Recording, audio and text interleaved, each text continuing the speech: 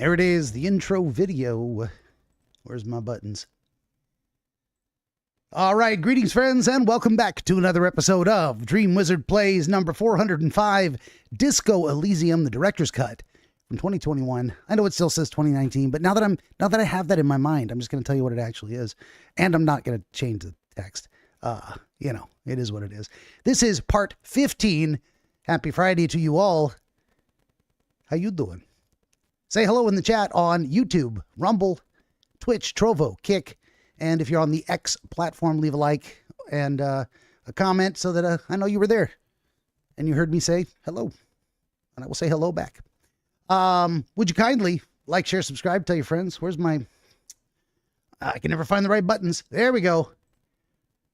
Like the show. Share it with your friends. Tell them right now. Tell them to jump into the chat with you and with me and with us.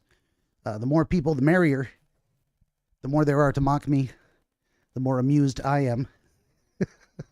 I'm legitimately terrible at video games. Why am I a streamer? I'm the guy you watch when you want to feel like you're better than he is, because you are. I'm not that good. I'm just having fun. You know what I'd be doing? I'd be playing video games anyway. So why not share them with you, with the world? If you would like to support my work, I have 17 currently available works of historical dream literature. Book 3 in the series, right over here, is Oniro Chronologia, Volume 1, Part 1 of 3. It is a collection, an anthology of shorter works of historical dream literature that would not make a full-sized book on their own, and I didn't want to leave them out of my collection, so there you go. It's good stuff. Of course, all this and more at BenjaminTheDreamWizard.com. That's going to be on the screen for the whole show, but I've also got this, the most recent episode. Oh, you know what I should have done? There's a new episode up on BenjaminTheDreamWizard.com right now, and launching tomorrow on YouTube in the early morning on Saturday. But anyway, I just forgot. Yeah, I made the picture and I forgot to put it in the right file. So it's not there. Can I do it? Can I do it right now? Hold on. Let's do this. Fuck it. We'll do it. We're doing it live. We're doing it live. We're going to pop this up. You're going to see how I do this. Where is it? Where is it? It's here, as a matter of fact. Oh, we got to go actually out to the desktop. Can I minimize that? No, there's no way. Here's what we're going to do. We're going to do this. We're going to do it this way. These are all, look, a little behind the scenes. Actually, I should keep this up. Hey, look at the book for a minute while I play with some files. We're going to go to my image files under podcasts. There we go. I got this one here. I'm going to copy that because if you drag and drop, it doesn't work properly. On the local network is shared. Where's shared files? There's well, there it is. A link to shared files. All right. And we're going to paste that sucker right in there. All right. Check this out. I'm going to go over here to... You didn't expect me to prepare, did you? Why would I do that? All right. Now I got to find the proper file. There it is. All right. We're going to update that. I'm going to minimize this. And we're back to the game. Hey, check it out. This is the new one. There it is. Dreamscapes episode 162, Esprit d'Aventure, is now available at BenjaminTheDreamWizard.com in downloadable audio-only MP3 format. As I was saying, the new episode will be up on YouTube, debuting tomorrow morning. It's all scheduled to auto-release in the early AM before I even get up. And there you go. Look at that. I did it.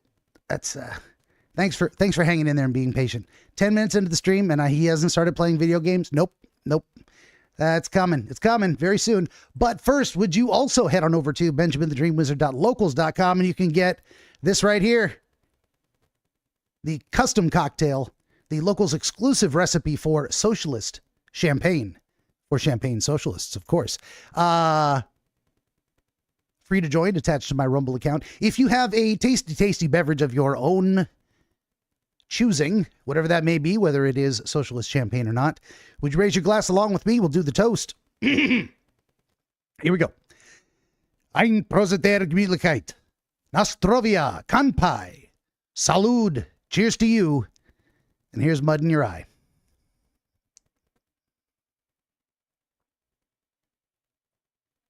Delicious. All right, let's get this stuff off the screen and get into the game. Where were we? What were we doing? I don't have the game sounds on at all. Oh, that's silly. There we go. I'm listening to him, but you didn't get to hear him. This lovely, mournful background music. All right, continuation. Also, if I may say so, this stream goes out to poor Nick Ricada, who has seen better days. I'm a fan. I watched that guy. Super chatted him on Monday, laughing at his jokes about Mr. Medicare. And man, he's going through some hard times. So there's a rumor he's streaming tonight. I'll tune in, see what he has to say. Hope he doesn't dig a hole he can't get out of. But anyway, I thought about putting that in the title. The title for the thing. Just put, hashtag Ricada. You can see if I could get some views off of that.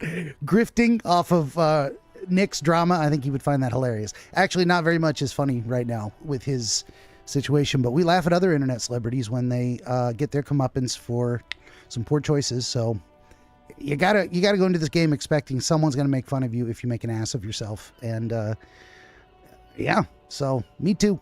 I've probably said some stupid shit, and if people laugh at me, well, that's par for the course. So, but I wish him the best. And now I kind of remember what we were going to start doing. We got to get into this. We got to get into this vehicle and contact that library. I think they're not open till 10 a.m., but let's hope it's 9 a.m. Inside, you see a set of steering levers, a radio microphone, a pull-out toolbox, and the soft glow of the fuel preheater gauge. We pick up the radio. This is Precinct 57. How may I assist you? Connect me to the library. I'm afraid they're closed. It says here that the library is open from 10 a.m. to 6 p.m. All right. Well, there you go. We should try again during business hours. No, that's it. 57's over. In the cabin. Nope. We're just going to back out of it completely. Close the door and leave. You know what? There's a park bench right over here. We're going to, well, number one, we're going to run over there. And I'm going to see how this mechanic works. I've never tried this before, of sitting down. The worn and beaten wooden planks of the bench do not look overly comforting. We can sit on benches after we've solved the murder. Let's go. You can revisit the bench if you ever need to pass the time when Lieutenant Kitsuragi is gone. Okay. Well, there's another way to pass the time. Maybe I should be finding something else to do in the meantime, but still. Let's see. Perform an advanced analysis. Oh, using HE core. Well, let's try that. An advanced analysis on the bullet, right? There it is. I have shoes. I have shoes now that give me a little boost. Hand-eye coordination. It is what it is. I'm not going to get anything better. A lot of things boost that skill. Okay. Here we go. Let's actually get out of here entirely. We're going to save it. Quick save. And we're going to go back into our inventory. We're going to interact with the bullet. The bullet is still safely sealed away. You can't I knew it. what It's a 17% chance. So we're going to keep trying, though. It is what it is. This is how we're going to kill time.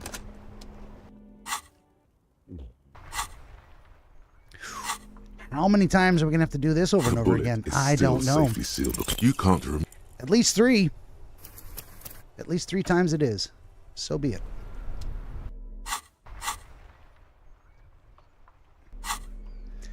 Bullet. Interact. The bullet skip. is still safely. You can't. Oh, come on. I really thought it was going to happen that time. Did I really? I mean, I kind of hoped it would. Yeah. All right. The bullet is still safely. You can't. Cha! No. Load game. Quick save. Confirm. Fortunately, as I've said in the past, this game loads super quick. The bullet is still safely. A rifle. Hey-o. Revolutionary period. Your bullet looks to be an old 4.46 millimeter from the surplus left over from the turn of the century. Probably an antique or a retrofitted antique. What's the make of this rifle? The 4.46 caliber was widely used with the Belmargrave rifle, a Revacholian manufacturer. The BM dominated the battlefields of the Insulindian theater of the anti-centennial revolution 50 years ago. Wasn't that a Bell Margrave rifle that I found stashed in that building over there? And then I sold to the pawn shop? No, but Zeliger, a major firearm manufacturer, ended up with a surplus after the war. So there are still a lot of these old military rifles floating around, usually broken. The quality was appalling. Who uses Bell Margrave rifles these days? Antiques enthusiasts, guerrilla fighters in distant countries, a few lucky jamrock bangers. You're looking for a well-preserved antique, most likely. Well preserved. Well, the one I found was not well preserved, so it's unlikely that was the actual murder weapon. What are you thinking? Bullet? The lieutenant jots something down in his notebook. I say, I think I know where this came from, and dangle the bag thoughtfully. Okay. And? The shot probably came from a Bell Margrave rifle.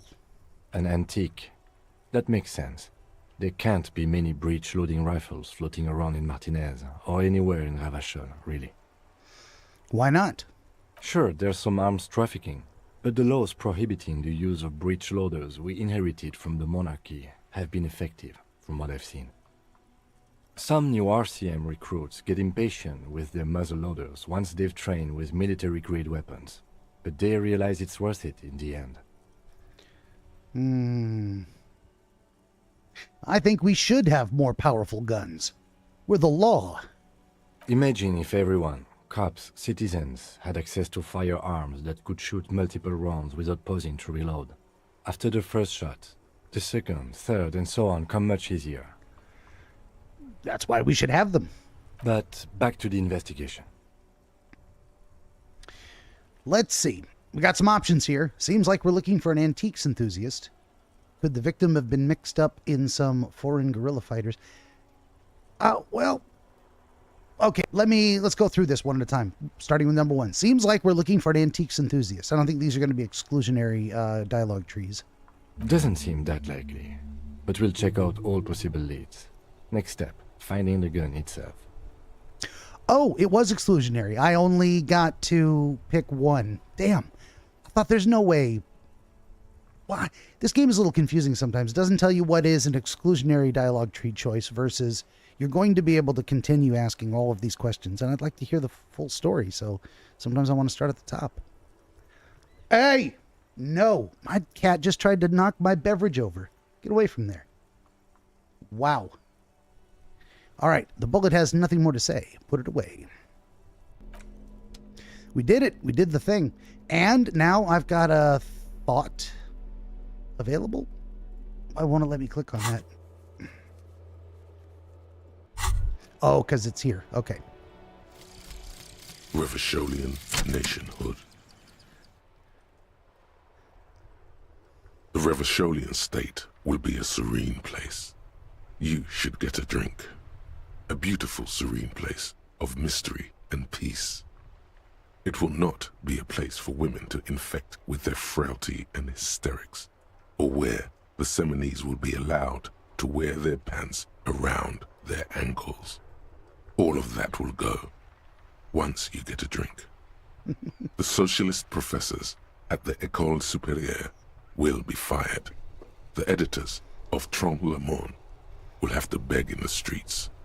You'll pour beer into their begging hats and laugh. You should get a beer. All right, that's the solution, huh? What are the bonuses? Nationalist dialogue options. Damage, -1 morale. Alcohol gives +2 FYS, physical skills. I'm not going to keep this one. This is going to be the first to go. That was pointless. Nationalist dialogue options. Damage, -1 morale. I mean, is that their way of saying heal you +1 morale? Because heal is the opposite of damage and +1 is the opposite of -1. So I would take morale and health damage during certain skill check failures, and it would heal me. But the screen flashed as if I was damaging, but it would boost. It would throw my hit points or morale up by 1 point. So anyway, yeah, this is pointless. That was stupid. Anyway, I guess we're going to accept it. Oh, I didn't. Well, there was no other option but to accept it. And now I can forget it. I have a skill point, but I'm going to wait till I have a reason to do so. Okay. Well, there you go. We did the thing, and it's literally like 6 minutes past in game. Damn. I don't know what else to do. I really don't. I guess that's what I was looking in here. That's how I found that I needed to do. Anyway, let's see. The smoker says his Sunday friend has gone for a stroll along the coast. We went for a stroll along the coast. Oh, I mean, did we go for a stroll all the way along the coast? Maybe that's something we need to do.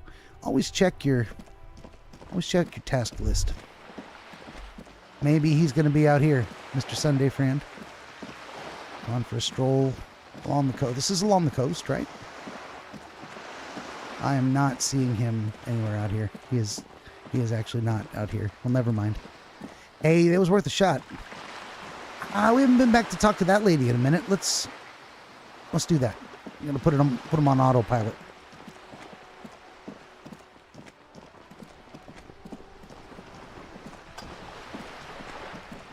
How you doing, lady? Tell me a story. You're back. Good. What can I help you with? Hey, Joyce.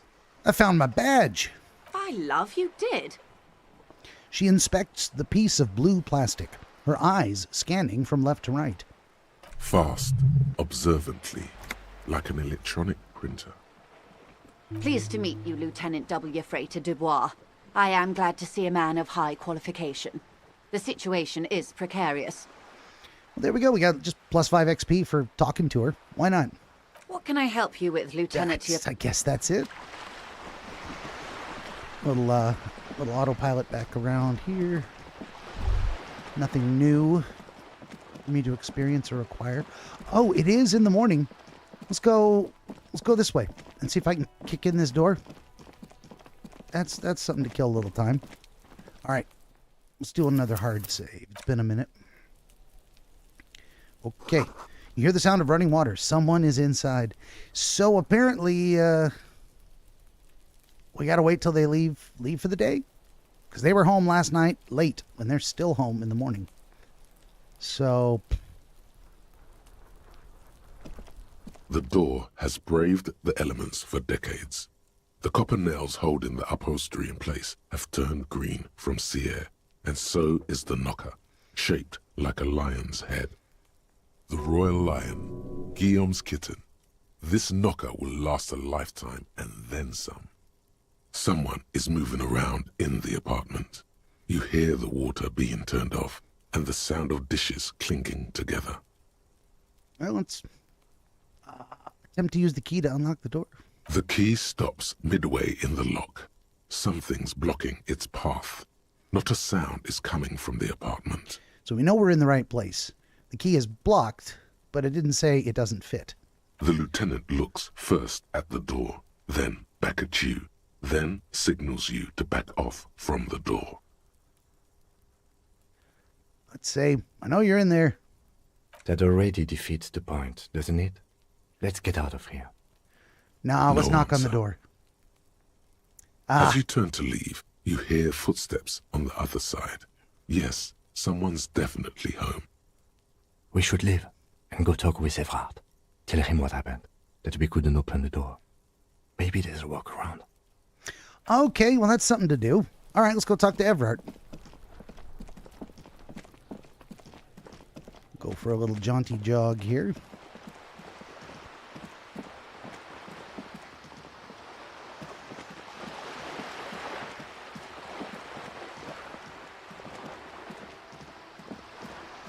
Wow.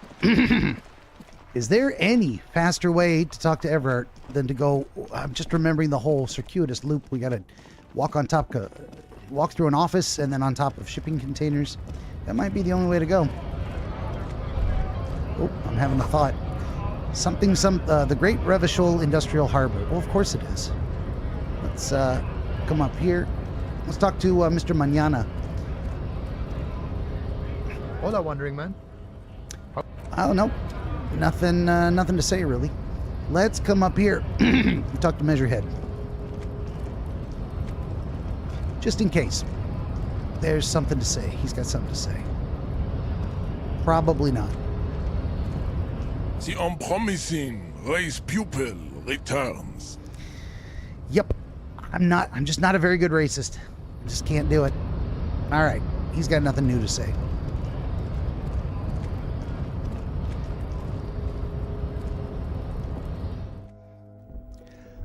Ooh, new information.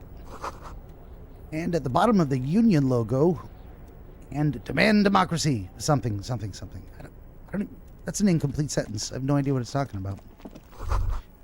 A giant ass print on the pillow and a pattern of coffee rings around the armrest. Someone is habitually chilling next to the radio.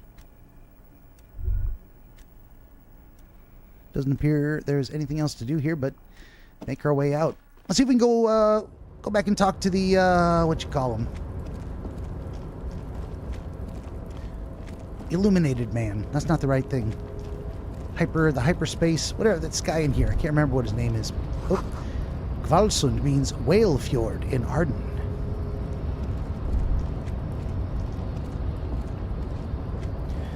We are going to quick save it again, just cause. All right. Hey, buddy. Welcome back, gentlemen. What can I do for you? Although you cannot see his face, you can tell he is smiling warmly. Nothing. No new dialogue options. It was a real pleasure. Sadly though, my current lifestyle prevents me from remaining more than a brief time in any one place. Perhaps we'll meet again, somewhere far away. Far away. Farewell, friend, and may your peace of mind guide you to happiness. Okay. And we're out.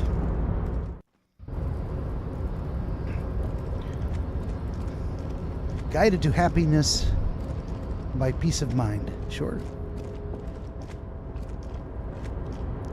Yeah, well, there it is. We are here already. Let's talk to this fella. This is not a fishing rod, is it? I don't know. It's what?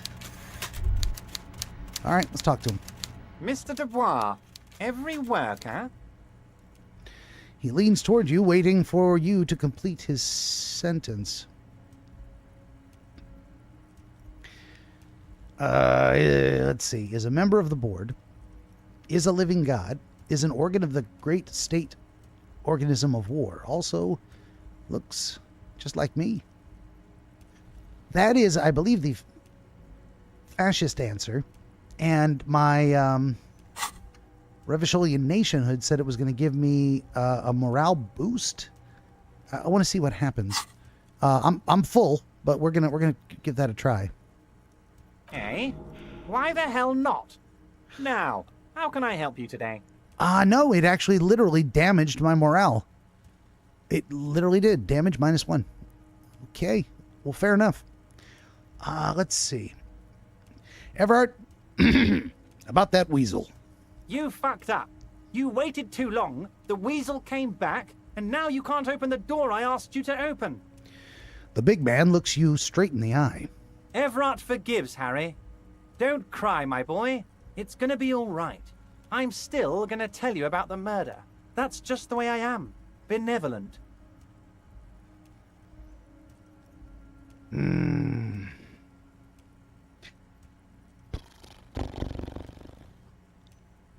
To be honest with you, I thought I had more time. Now let's get down to brass tacks. It's time for men like me and you to figure out who's killed who and why. Real police work is gonna start happening now. I promise you, Harry, this is gonna be good. All right then, Mr. Clare. I've heard about a connection between the lynching and the strike. I'd like to hear what you know about it. By now, I'm sure you've figured out who the dead man was working for. The bad guys. Wild Pines. Sent to scare us. Another violent measure of the top hats against us flatcaps. Top hats and flat caps, huh? I'm listening. Harry, this strike is the culmination of many, many mistakes made by the Wild Pines group. They tried to shut the strike down by sending in armed mercenaries. You mean our victim? A security contractor? Can you imagine that? Workers standing in peaceful protest, united in the spirit of fellowship, and they send hired killers to mow us down with machine gun fire? He performs a motion as if spraying bullets from a machine gun. I'm talking beasts, hardened killers from proxy wars in Yisut, Semenine, Saramaritsa, you name it, they've done it. Raping, killing, burning villages, killing little children for the Senorita Pineapple Company, Harry. Everything they did there, they brought over here. They want to turn Revachol into a third world slum. Honestly, the only thing they didn't do is kill the village elephant. Hold on. You have a village elephant? No, Harry, the elephant is metaphorical and so is the village, but the mercs and their brutality are very real. Go on. Now, I haven't personally witnessed the brutalities out there. I have the luxury of staying in my container, you see. If I need to go somewhere, they just move my container. Wait, they moved the whole container? Yes, I'm an old man, Harry. My legs aren't what they used to be. They lift my office with that big crane. It's actually very fun. You should try it.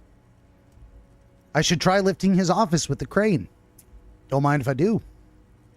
But enough about me and my fun container. The killers the company hired, I think there were 3 of them, all hardened commando types. That's what we heard. One of them got downright suicidal, getting drunk, violent, a little rapey. Even their own negotiator couldn't control him. That's your boy, the one who likes hanging out and trees. By negotiator, you mean Joyce? Harry, what you need to realize is, we dock workers are not pushovers. We got grit, Harry. This whole neighborhood does. Push us hard enough and we push back. And when we do, we push to kill. Wait, the whole neighborhood is in on it? Potentially, Harry, potentially. We got arm wrestling champions, rowing club people, ex-coal miners, tough guys, all ready to spring into action for their home base. So who exactly did the pushing? There's a militant wing inside the Union. A group of people whose duties don't involve manual labor, but peacekeeping in the neighborhood, making sure everything runs smoothly. They're like you guys. Idealistic people who want to make sure bad things don't happen. And if they already have, well, punishment must follow. So these idealists killed our victim? One day Titus Hardy, leader of this peacekeeping faction, comes up to me and says, "Boss, socialist democratic fervor drove us to take it upon ourselves to kill this beast that was burdening the land." He probably worded it differently, but that was the idea. Sure sounded to me like they killed him. I gave them 2 weeks paid leave and told them to lay low to avoid retaliation. Aren't you worried we might arrest them for this? Oh, I'm not at all worried about that. These are not the kind of men who get arrested. They're Martinez boys, tough and gritty. I'd like to see the man who takes them in. Besides, I sent my lawyer girl to look after them. If he's just boasting, then it sure doesn't feel like that to you. He's not worried. Mr. Clare, there was a bullet in the hanged man's head. So they shot him? He sounds pleasantly surprised. He was shot in the head before he was hanged. How odd. I don't know what to say, Lieutenant. They told me they hanged him. A hanged man is what I saw when I took a look into that yard. What I do know is, the case is in safe hands. If anyone can get to the bottom of this shot and hanged man, it's my 2 little policemen. Godspeed, policemen. My too little policeman, he says. Mr. Clare, how do you know the mercenaries were hired by the shipping company? How do I know? Let me tell you about these people. That's their MO. It's what they do. He slams his fist on the desk. Last winter, some poor workers in Terminal E went on a little strike. The company sent in Sediment, a security contractor. The strike was over the workers' right to wear protective footwear, Harry.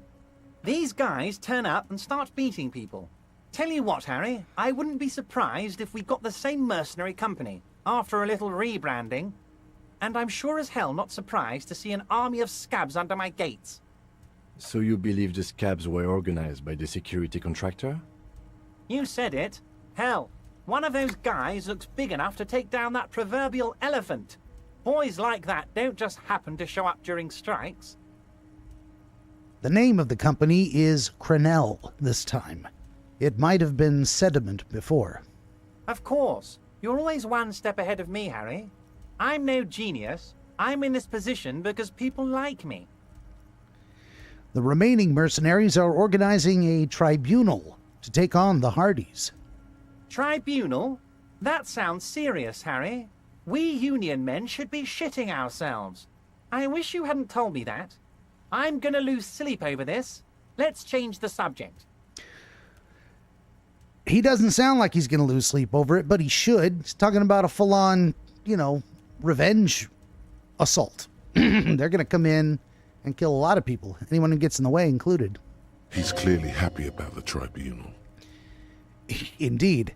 You don't seem too worried about it. Oh, Harry, what do I really think about the tribunal? You're trying to climb to second base with old Everard before you've even courted him properly. He wants you to do more things for him before. You mentioned a lawyer girl. Oh, Liz is a bright one. I paid for that law degree myself, thinking it'll probably turn her all fancy. But hell, Harry, she came back a firebrand socialist. Sometimes she scares me with her zeal. All right, then. Well, tell me about Titus Hardy and his crew. Oh, they are simply fine young men, all 7 of them. Exemplary union members, always working to advance their position in the local socialist democratic movement. Core members. Old Theo used to run them, but things really kicked into gear when Titus took the reins and named the group after himself. Gotta love his initiative. Interesting. Who's second in command? They're almost all of them great guys, born leaders. Whatever happened, I'm sure they only had the best interests of Martinez and Revachol in mind. Work with them. Hell, interview them. But don't fight them. They really are just like you. Men who like beer, women, and some order on the streets. Everard, I met these Hardys. Can you ask them to cooperate with me? But of course, it's the least I can do for my good friend Harry. I'll do it right after we've concluded this talk. You can now go and tell Titus about this. See what he has to say. Also, Harry, here's 5 real. Wait a minute, why are you giving this to me? I'm not giving you anything. I'm just holding out 5 real. Needless to say, this is another move. Don't take it. I'll take it. The lieutenant watches you pocket the banknote. He looks a little puzzled. How many micro-bribes would this guy take? He's starting to doubt me again. Good boy. A real team player. Now, do you have any more questions? Nope. Good talk. Let's conclude this for now. Was it a good talk? I'm not sure we made much headway here. I was hoping we'd bust the case wide open. Heck, I even wanted to tell you what I really want to achieve with the strike. I don't know what happened, Harry. I wanted you to feel like Mr. Martinez. And, of course, I also wanted you to find your gun. But it's like I can't completely trust you. Yet. Yet, you say? Yes, Harry. It's like I can't fully trust you if you're not a man of the left. I want to, but I just can't. A man of the left? So you have to be a social democrat? He's been hurt too much in the past by men who aren't social democrats. What's that supposed to mean? I'm more left than you are. You're saying it, but I don't believe you. You know how it is, company snitches, agent provocateurs everywhere. I'm barricaded in this fortress of mine, and I need to get a message out. Will you help me? Maybe. And what would this entail? Once again, I require nothing unethical or illegal of you. You just need to get 2 little signatures on this piece of paper, and then mail it to my accountant in La Delta. Kim, what do you think of this? It depends. I don't think what we just got from Mr. Clare was very useful. He studies Everard. But he thinks it's your call. As I said, it weighs on me heavily. But once we get really talking, well, I'm going to hand you the keys to Martin A's, and maybe even help you figure out who's behind this killing. What are the signatures for? I'm glad you asked, Harry. The Union is going to build a modern youth centre in Martin A's. It will be righteous. We're going to get those teenagers off drugs and on roller skates. There's a nameless little street on the coast with some old houses around it. Most people have already signed. I just need 2 more signatures to get this mission off the ground, Harry. You mean that fishing village? Yes, the little cul-de-sac on the coast, where all the men have drowned, in either the sea or the bottle. A gloomy place, doesn't have that Union attitude. Seems like a place the Union doesn't own or control yet, huh? You're already pretty deep into this. What's a little more? No one can see you here in Martinez. What will happen to the current occupants? They are just going to have to deal with the construction noise for 6 months, and then they'll be living like kings. Right next to a fancy new youth centre, designed by the best architects from Stella Marie. All right, fine. If I happen to be there, I can ask them. You bring joy to my heart, Harry. Such a pleasure to be working with you. Here. He hands you an open white envelope. And you have gained an item, white envelope. You need to get signatures from Isabel Sadie and Lillian Carter. The cul-de-sac is right past the pawn shop and across the canal. I heard there was some trouble with the water lock, but it should be fixed now. Once you have the signatures, mail this to 13022 La Rocca in La Delta. Then I'll know you're a solid socialist. You could lie to him. I mailed the signatures you asked me to. I can go over a few details of the murder. And something. I made it even shadier. I don't know what that means. I did it, Everett. I made it even shadier. Let's click that. What does that mean? What? The big man looks at you surprised. The brew. The shady, shady brew. Oh, how could I forget your little side project? Well done, Harry. Well done. Don't even tell me what it was. But good job. I love it when workers take the initiative like this. He's treating me like one of his employees, huh? He's got me running errands, but, you know, in exchange for payment, I suppose. So do I. That's one tasty brew. You should drink some right now, if you can. Let's just ask him, can we go over a few details concerning the murder again? That one's a new option, or at least it's lit up like I haven't asked it before. Most certainly, Harry. Nothing brightens my day like brainstorming these things with you. Nope. By all means, Harry. What's on? See you soon, Debye.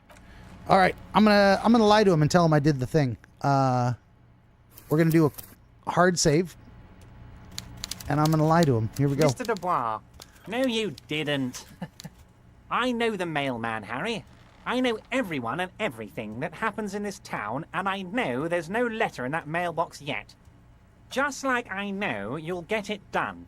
Once you stop horsing around, let me know when it's done.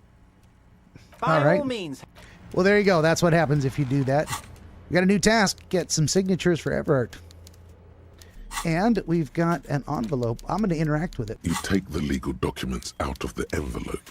A 12 to 40 month construction period and the zoning plan in the addendum.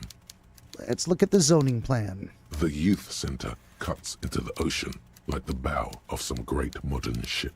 Apparently, it's going to cover most, if not all, of the street and the square between the existing houses. It's 3 stories tall. Kim, what do you think about this? I'm no property lawyer, but it looks fine. I like the print size. They're not selling or leasing anything. It's not a perfect solution, but... I could try to logic, but that's gonna be a problem. Let's put them away and try to boost my logic and have a look at that again. Clothes. I know I can boost my logic with glasses. I just can't remember which ones. Well, there's +1 logic glasses. Guess we'll put those on. Oh, +1 logic hat. Here we go. Did I have a logic coat? I don't think I did. Oh, I did. I got a logic coat. Sure do.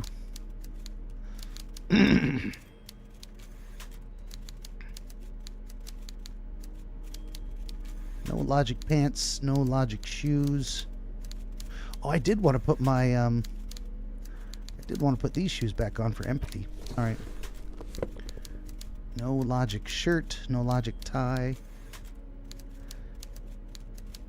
Well, there we go. All right. Quick save. Back in there. We're going to interact with that again. You take the legal documents out of the envelope. It doesn't... Oh, failure. Failure after failure. Let's try it again.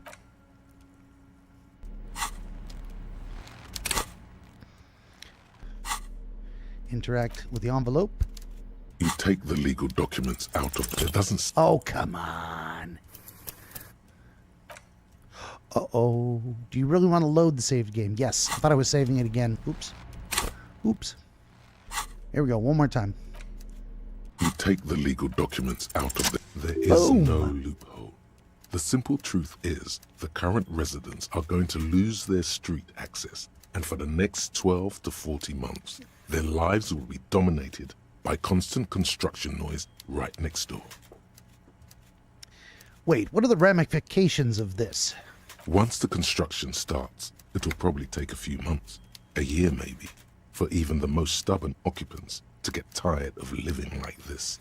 After that, they'll sell their property for cheap and move out. Look, Kim, I say, pointing to the photocopy, these people are going to have to move away. Can we do something about that? I should have seen it. The lieutenant frowns as he reads over the document again. Evrard probably has eyes on us, but we could try to get other people to sign this instead of those listed.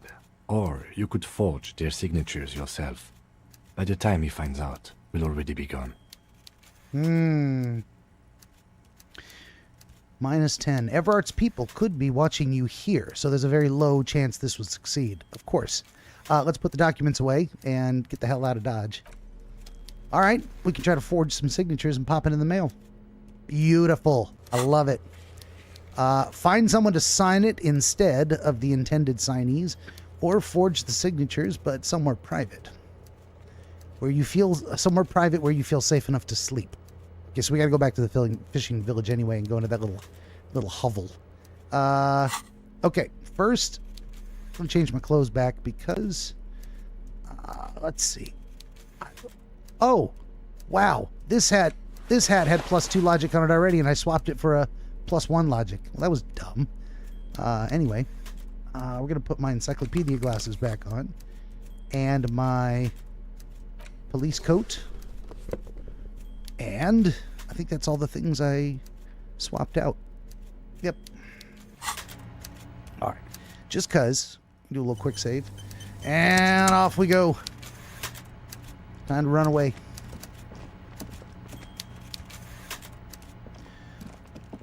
First, we're going to call that library because it is after 10 a.m. It is precisely 10 a.m. And we can finally get a hold of someone.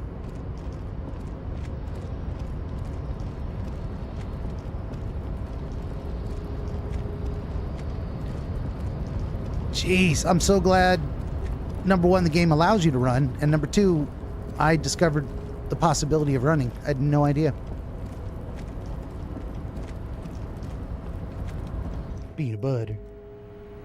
What are you doing, buddy?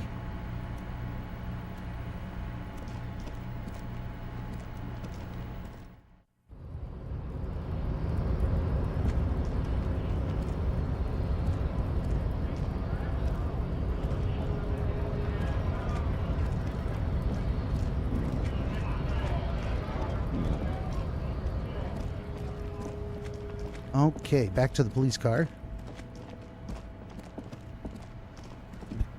There it is. Call in the library. Inside, you see a set of steering levers, a radio microphone, a pull-out toolbox, and the soft glow of the fuel preheater gauge. This is Precinct 57. How may I assist you? Connect me to the Jamrock Public Library. Hold on, officer.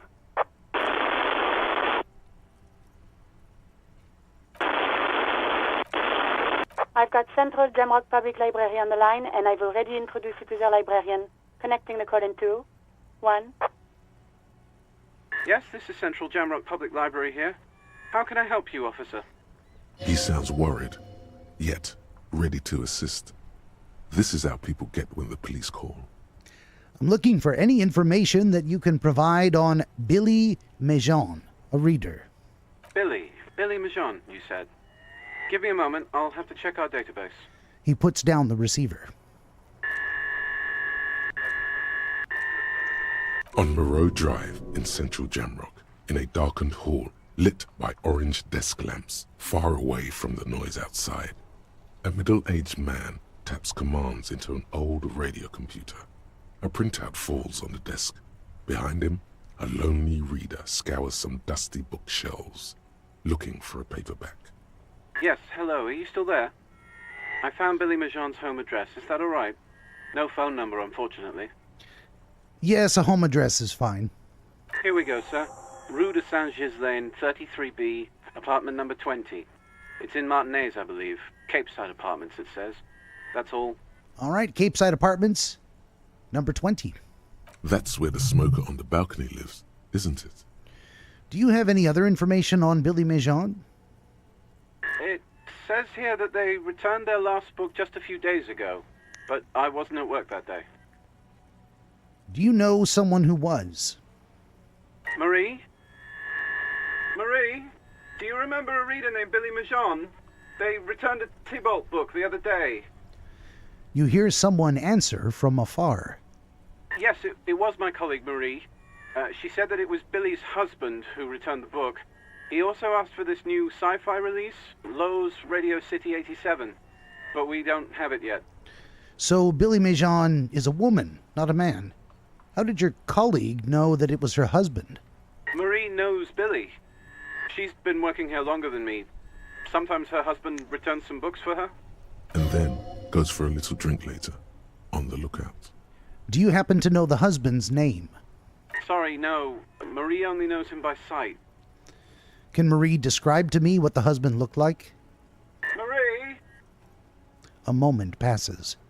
She said it was an older man, and that she's pretty sure he'd had a drink or two the last time she saw him.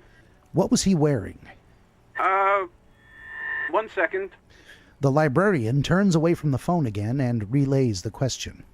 Sorry, Marie wasn't really paying any attention to that. All right, thank you. That's all from me. I have no other questions. Happy we could help. Goodbye, officer. The librarian hangs up and the call gets redirected back to the station with a soft click. Anything else you need from me?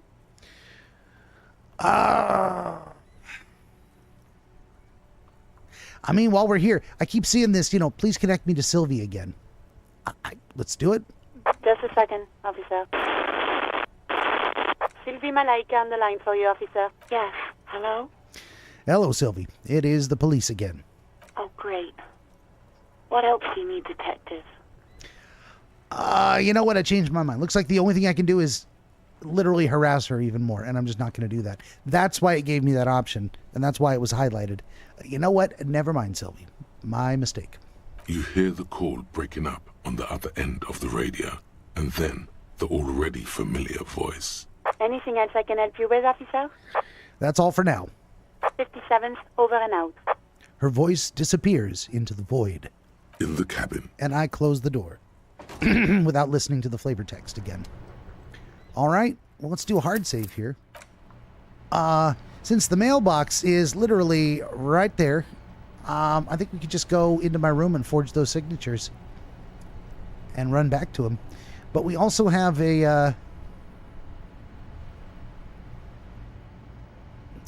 We also need to go visit that apartment. Let's go visit that apartment and talk to Billy. Apparently she is no longer browsing books in front of the store. She couldn't be there every day, all day, of course. We've got to tell her what happened to her husband.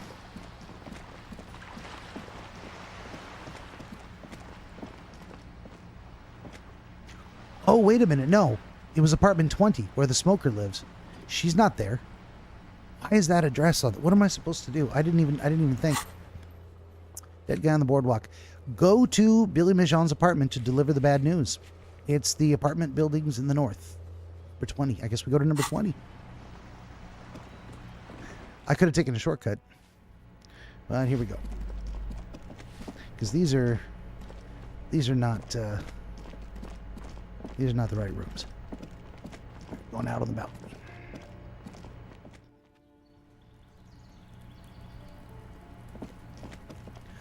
Oh, wait a minute. His apartment was 24, right? This door is made of metal and appears to be... It's 28. It's 28. Is this it? Over here? Number 20? a weathered brown door. There it the is. number reads 20. Something smells good. Soup alongio. The lieutenant motions to you to go ahead and knock. This is the door. You already know it's the right door. This is going to be so hard. I pause for a moment and turn to my partner. Hold on, Kim. We should discuss this before we move on. What do you think we should expect? You're right. Let's talk this through. He looks at the apartment door and lowers his voice a bit.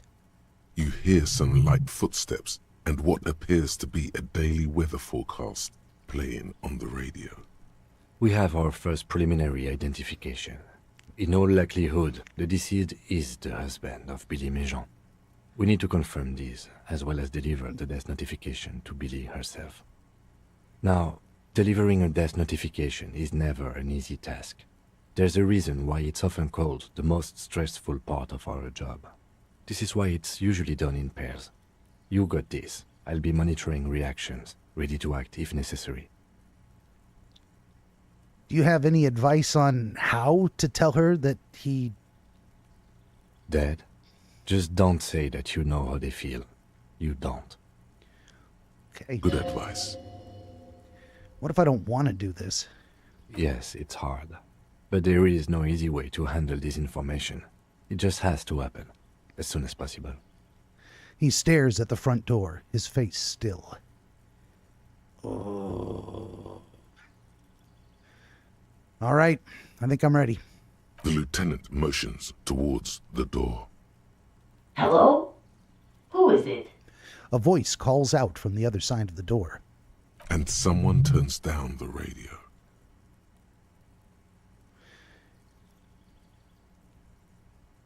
Is this Billy Mijon's home? This is the police. Please, open the door. The police? A moment, please give us a moment. You hear shuffling inside. Tidying up, nervously. There's fear in her voice. Come in, the door is open. She unlocks the door. Oh boy. Lots of things to see in here, huh? An empty pack of red Astra cigarettes is hidden under the bed. The same brand of cigarettes you found in the trash next to the deceased. Packages of humanitarian aid macaroni. Some leftovers kept warm on the stovetop. Smells like buckwheat and onions in here.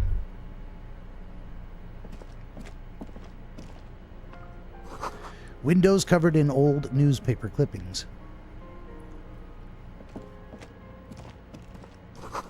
A chalk-drawn height chart for children's growth over the years.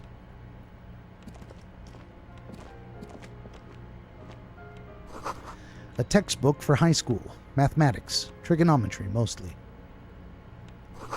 Posters of contemporary pop stars adorn the walls. The clock is ticking away with an odd cheerfulness. Its ticking makes you anxious. Rings hollow in the room. All right, I've done everything I can to delay this interaction. Let's do a quick save before I inevitably screw it up. It's you from the bookstand. Did you come to bring my cockatoo back? She smiles nervously before the smile vanishes from her face. I don't think I introduced myself properly. I'm Billy. Would you like something to drink? Tea? Lemonade? We're out of coffee. The lieutenant has taken off his foggy glasses and is busy cleaning them in his handkerchief for now. You're on your own here. He must feel vulnerable without his glasses. Is this why he's letting you take the lead? Thank you, but I'm all right. Is this about Victor, my husband? Is he in some kind of trouble again? I can come pick him up in the station if that's what. She stops, her eyes trying to read answers from your face. No, this is something much worse. Is he in a hospital? How bad is it? You live here with Victor, your husband, right? It's me, Victor, and the kids here. We have 2 daughters, Jenny and Jolie. Where is everyone? I don't see anyone home. The girls are staying at their friend's place tonight. And Victor is out. She swallows visibly. He still hasn't come home. No. She stops. Why? Do you have any news?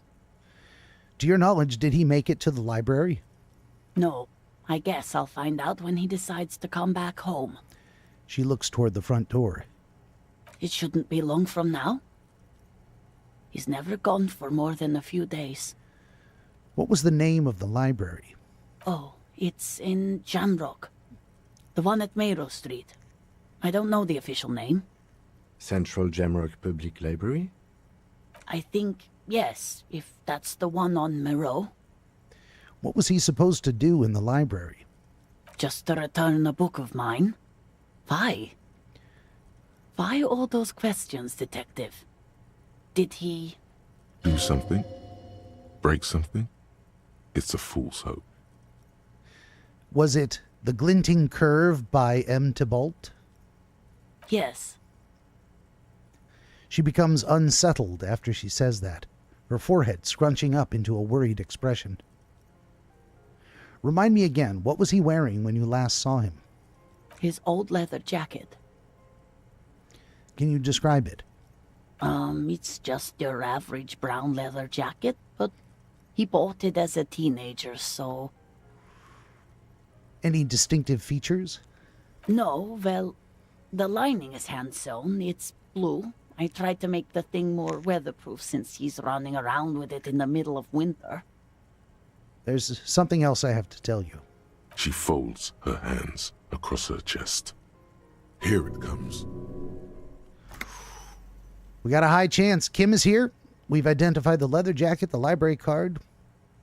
I'm going to leave and save, though. And I can boost my empathy even higher. Number 1. What do we got for empathy? Empathy. Empathy is not deboosted by any items, to my knowledge, but I can raise them higher, right? Empathy glasses. There was not an empathy jacket, unfortunately. Seems like there should be. There is no empathy shirt, nor pants.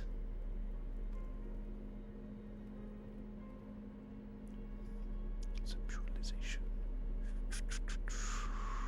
Nope. Nothing. Well, I did the best I could. I think we're going to get it on the first try, but you never know. It is... Let's go. Quick save. She looks up. All right, 92% chance. Anything. Here we go. You've done this before. Just keep your focus. God, do I just say, He's dead? Just like that? Yes. That's the most important thing. Use that word. Ma'am, I'm very sorry to say, but your husband, Victor Mejean, was found dead on the Martinez boardwalk. What did you say? She blinks. A great and terrible spike. The blood freezes in her veins. Billy, your husband, Victor Mejean, is dead. I'm very sorry for your loss, ma'am. Oh, She touches her neck, eyes pale, like pearls in seawater. oh. But he was just... She looks toward the kitchen table, where 2 cigarette butts are still in the tray. But he was just here. Alive. We understand this comes as a huge shock. I want you to know that me and my partner are here for you if you have any questions. Take your time, ma'am. What happened to him? She turns to you. Her neck and cheeks are covered with red blotches. Her double chin is shaking. I'll be straight with you. It was an accident. He fell through a hole in the boardwalk and hit his head. Was he drunk? Alcohol may have played a role. Yes. I see. And you just found him there, lying in the cold. How long had he been there? If you say 2 days maybe, it will be etched in her mind forever. It couldn't have been that long. She blinks, eyes welling up with tears, as her hand starts searching for something from the pockets of her dress. Here. The lieutenant takes out his handkerchief and offers it to the woman. She nods and slowly wipes away her tears. After a moment, I say, "Is there anyone we could call for you? A friend, a family member, someone who could be here for you?" No. I just need to tell my girls. The air gets sucked out of her lungs suddenly. It burns like acid. God, should I call them? Should I tell them to come home? No. A day. No. Take a day to recover. You'll be better prepared when they come home tomorrow. Good. That's probably the right thing. Thank you. She nods, but with a wretched expression. Just tell me, what do I need to do next? Where is he? Can I see him? We've taken him to the city morgue. The local coroner will be contacting you shortly to arrange the funeral. Here's his number in case you want to contact him earlier. Kim hands her a leaflet with the morgue's contact information. Is there anything else that the RCM could do for you? No, I'll call you if something comes up. I'm still... She rubs her face, runs her fingers over her cheeks that have become numb. Thank you. Thank you for telling me. I'll call if... She runs out of breath. Again, I'm very sorry, ma'am. We should step outside and talk. I set the library card down next to her and exit the room with Kim.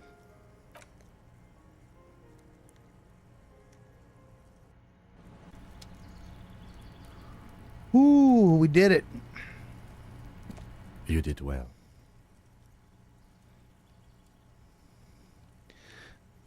I nod quietly and say, "What now?" I'll call the station when we're finished with the day and let them know the name of the deceased. What about Billy and her kids? They'll manage. They have to. It's not your place to live their lives. So that's it, huh? That's it. We should get back to our case now that our duty here is done. Right then. This case is closed. Let's go. Task complete. Dead body on the boardwalk. XP gained +10. There it is. I feel good about that. Let's do another little quick save here.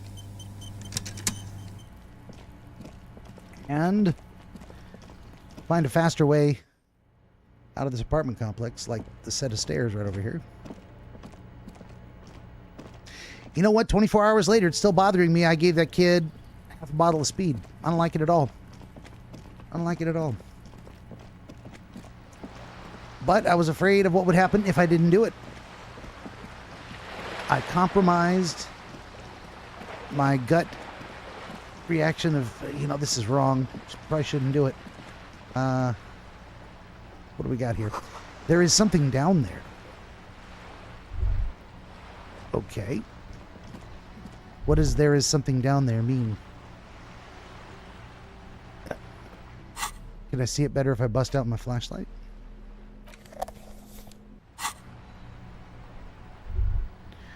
Nope. It just says there is something down there. What does that mean? Why would this game tell me that? What is going on here?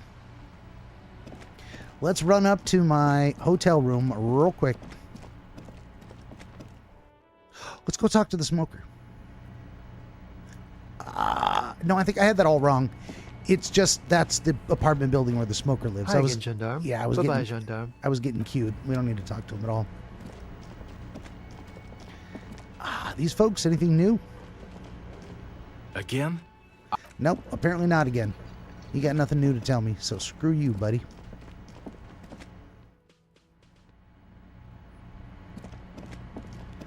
All right, let's see what happens here. We go into the room. And what was... I needed to boost my interfacing. I believe I have nothing that boosts my interfacing. You take the legal documents out of the envelope, a 12 to 40 month construction period, and the zoning plan in the addendum. It's got a low chance and it's a red check. Let's put the document back in the envelope. Close. We're going to look for anything like these boost interfacing. I got just one skill point I could throw into interfacing. Maybe I should.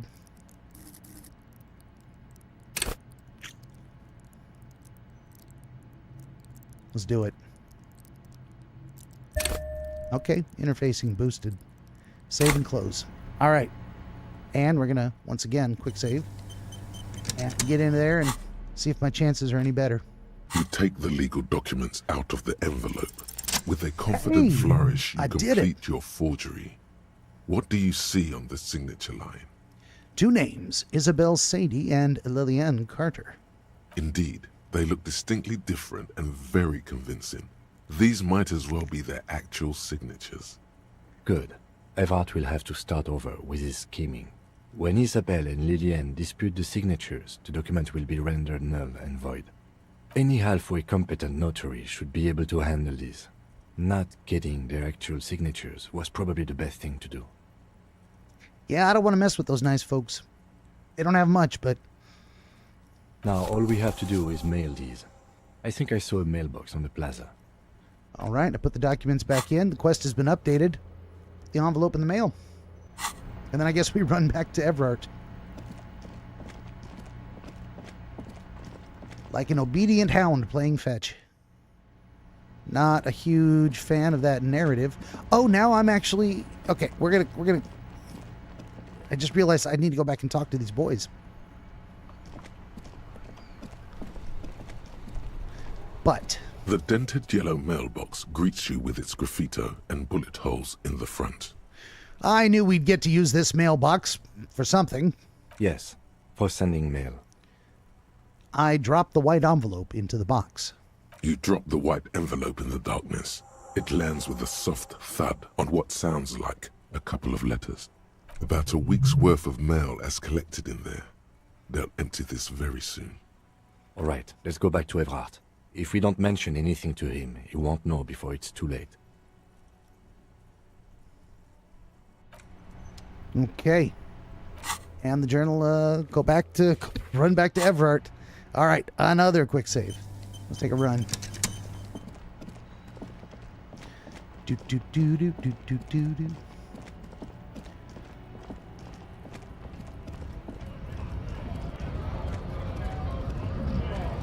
wouldn't you know it, in just about any RPG, there's a whole lot of running around.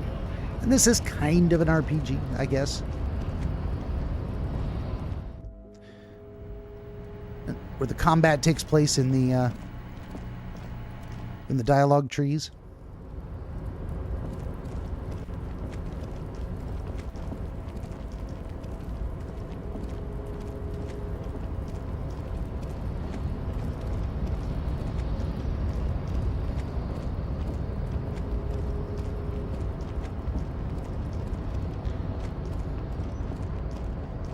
Here we go.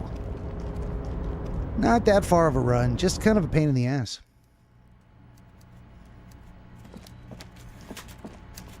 All right, and another quick save just in case I screw this up. Everard, my friend, we mailed the letters. Mr. Dubois, every worker... To hell with it. Every worker is white. Now, what can I do for you today? It's done. I've mailed the signatures you've asked me to mail. The Golden Boy returns once more. Wonderful. Simply wonderful, Harry. He claps. Of course. I already knew this. He claps his hands together like a child who's just been offered cotton candy. My friend, the mailman, confirms the letter is on its way. You've done a great thing today. You've given the children of Martinez a future and proven to be a true man of the left. I can finally trust you now. Task complete. Get 2 signatures for Everard. Gained experience.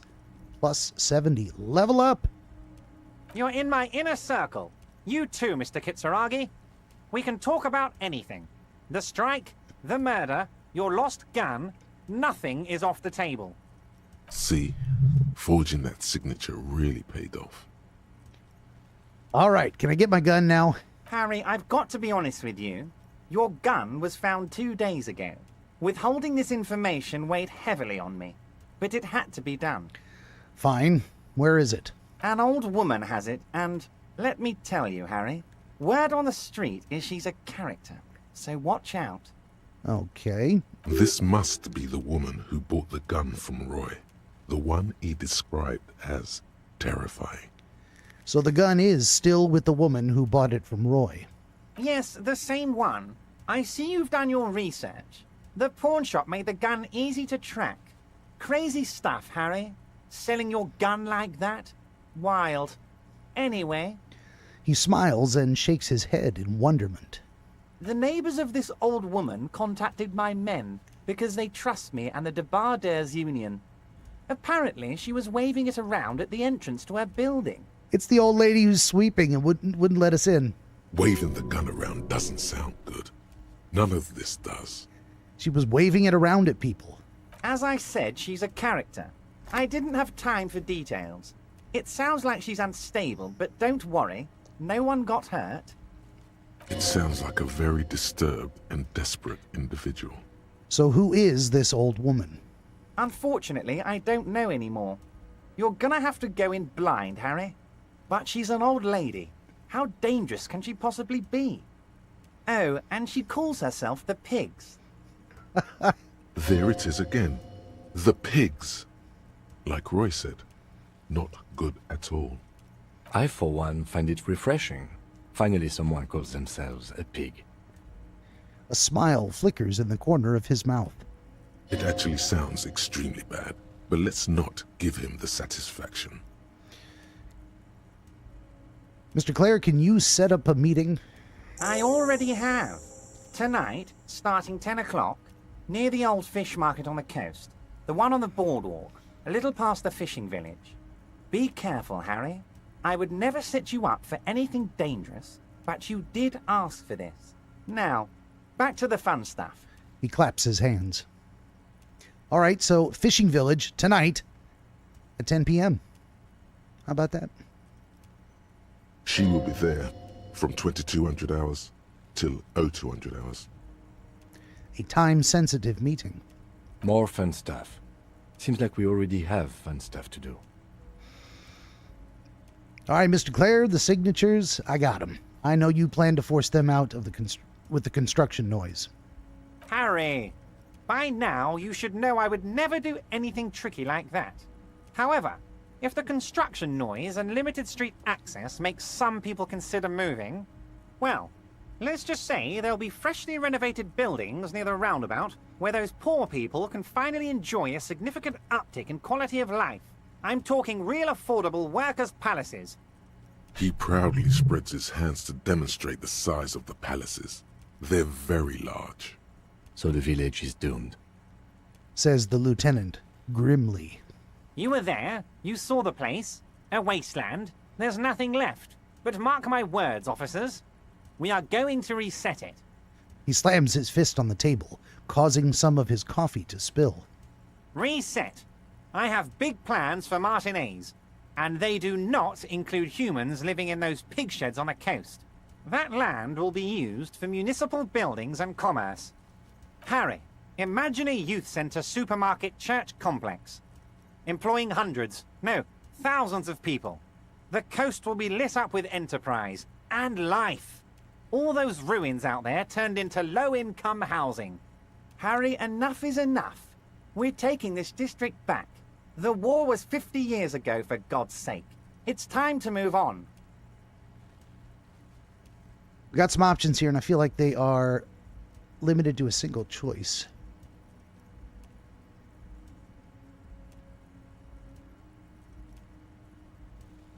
Low-income housing, you say? If even part of this is true, I don't know. A youth supermarket church complex. You really expect me to believe that? Yes, I do. I got the centre, I got room for a retail complex, and in 4 years, I'll get the church too. The wheels are already turning, Harry. The wheels of progress. This post-war limbo, I won't stand for it. There are kids practically playing with their own feces out there. It cannot go on. There is true indignation in his voice when he speaks about the state of things, and even a touch of pain. The pain is true. He's seen kids do worse than that. Well, his motivation is not entirely self-centered. He sees himself as a savior, even if he's doing it by duplicitous means. And then there will be a giant statue of him towering above it all. Wait, but will you erect a statue to yourself? I'm not a symbolist, Harry. I'm a realist. My statue will be Martinez rebuilt. 5-story building complexes, kids off speed, and landowners in a zone hating me. That will be my statue. And yours. We're doing this together. You would look nice as a statue. I knew you were up to something. Damn right I'm up to something, Harry. I'm gonna make the working man as rich as Joyce Messier. That's my job. Just like yours is to keep the peace. A true flash of anger in him, as he thinks of her. Mr. Clare, did you order the hanged man killed? I did not, Harry. Although I am very, very glad he's dead. What do you gain from him being dead? Why, a war, of course. He wants the war. Jesus Christ. And what do you have to gain from a war? Victory, Mr. Kitsuragi. I have victory to gain. We are going to start a war with the Wild Pines group and win before they even realize there is a war. Mr. Clare, they are trained military people. Aren't you afraid for your men? Harry, we outnumber them 1,500 to 1.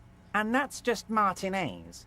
With all the unions in Revachol, and with public opinion on our side, we can hold off 2 men, or 15 men, or even 50 men. The more they send, the worse it's going to look for them. They made a huge mistake hiring those guys. No one likes foreign mercenaries. The leftists hate them, the fascists hate them, even the moralists think they're in bad taste. So how is this connected to the strike? Harry, there is no strike, only war. Class war. Or, in business terms, a dawn raid. Or wait. Is that when you still pay them something? Because we won't do that. We're not going to give nothing. We're going to take Terminal B away from them. The roads, the gates, the containers, that big crane, even the damn coffee maker. We're going to take all of it for the people, and fuck Wild Pines. The word fuck rings like a gunshot from his mouth. He doesn't swear often. To my knowledge, he has not sworn once in our entire interaction. So that's why you haven't let Joyce in? Yes. It's also why I let that midget Gaumont go. He's too nice. I can't put him through this. Plus, he knows how to get in here. That woman can't tell her tits from her arsehole. She has no chance. What? Tits from her arsehole. It's a local saying. Okay. Well, why are you telling me your plans? Because we're friends, Harry. Besides, it doesn't matter now. You can go tell her if you want. It won't change the course of events. We have a significant head start. It's already happening. He looks towards the swordfish clock and nods. How many of you guys are there in the Union? 2,372. Plus yours truly, of course. And they're all well motivated. At least the ones you've seen. How are you going to fund your new independent harbor? Oh, you mean what sort of goods are going to be flowing through? How am I going to replace all the contacts we'll lose once the poo-poo hits the fan? The clients will ditch us. Harry, we've thought of everything. Everything, you say? We've been running back channel negotiations with all the major clients. I think the company will be unpleasantly surprised to see how many of them stay loyal to Martinez and to the new competitive contracts we can offer. With renewed zeal sparked by communal ownership, the men will be shipping those containers double time. You'll be surprised to see how fast things go without parasites latching on. We'll have our hands free to pursue bold, exotic new revenue streams. That's drugs. Says my reaction speed. Is it correct? Who knows? Drug trafficking.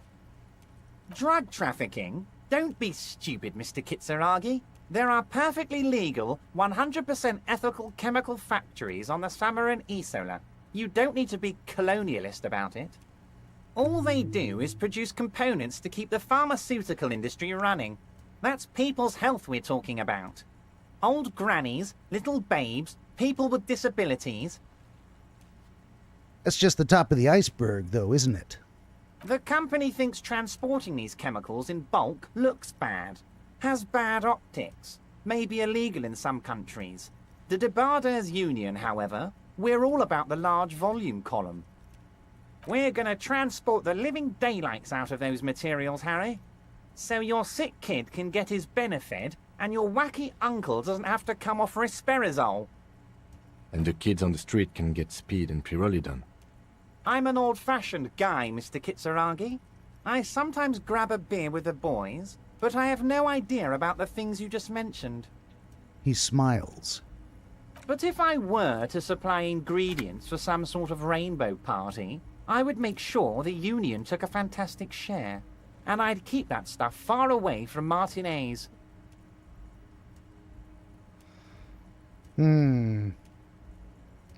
Interesting stuff. I just want to solve this murder, okay? You know why you're such a good detective, Harry. You don't get sidetracked. You care about the people you're supposed to protect, not some systems that may or may not be unethical. Anyway, let's not focus on the sensationalism of the drug trade. This hypothetical drug trade is all anyone ever seems to be interested in. It would only be a small part of the harbor's turnover, just like the harbor is, but a small part of Martinez. Go on. Let's look at the big picture.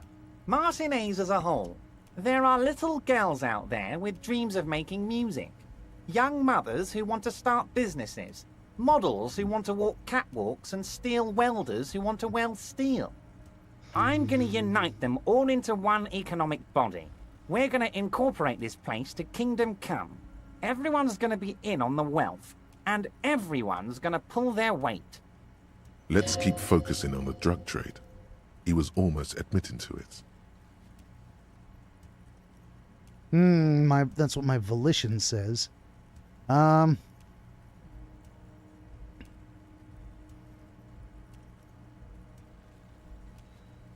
here we are back to the communist, fascist, liberal, and something. What was the other option? I don't remember. I don't like any of these options, though. I could say, number one, hold on. I don't want to look at the big picture. I want to look at the drug trade you almost admitted to. Let's do that. Let's do it. No, Harry. That's boring. All right, it's gone. The hypothetical raw materials trade is off the table. It's such a small and insignificant slice of revenue, I'm cutting it. Well, how about that? Easy as. Boys, Harry felt queasy about it. We're not doing it. Can we talk about my beautiful incorporated Martinez and its many-sided business ventures now? This bold new vision of incorporated socialism I'm offering? Let's see. This is the liberal answer. If it's got incorporated in it, I like it. I'm a money guy. Very ambitious. Love what you're doing for the working man. Or I'm not feeling a whole lot of Revachol here. Not enough flags or kings. Let's say I'm a money guy. Yes, if you start thinking about it like that, the socialist municipal body sort of is like a corporation, isn't it? It uses corporate law. We're incorporated. I like to think we're using the best parts of all the ideologies here, Harry. Is that so? All right, let me ask you about some specific union members. We're way past specific union members now. This is the big time. We're talking about the future of Revachol here, Harry. You can bother Leonard with that. He loves to run his mouth on such matters. But I'm in big-time mode, Harry. There's something different about him now. He's more vibrant, more alive in his big-time mode. Big-time mode. All right, I guess that's about it for now. Great, Harry, great. I think we have truly built a bridge between Martinez and Jamrock today. We have united the RCM and the Debarders Union.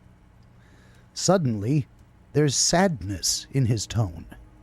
This has been so great.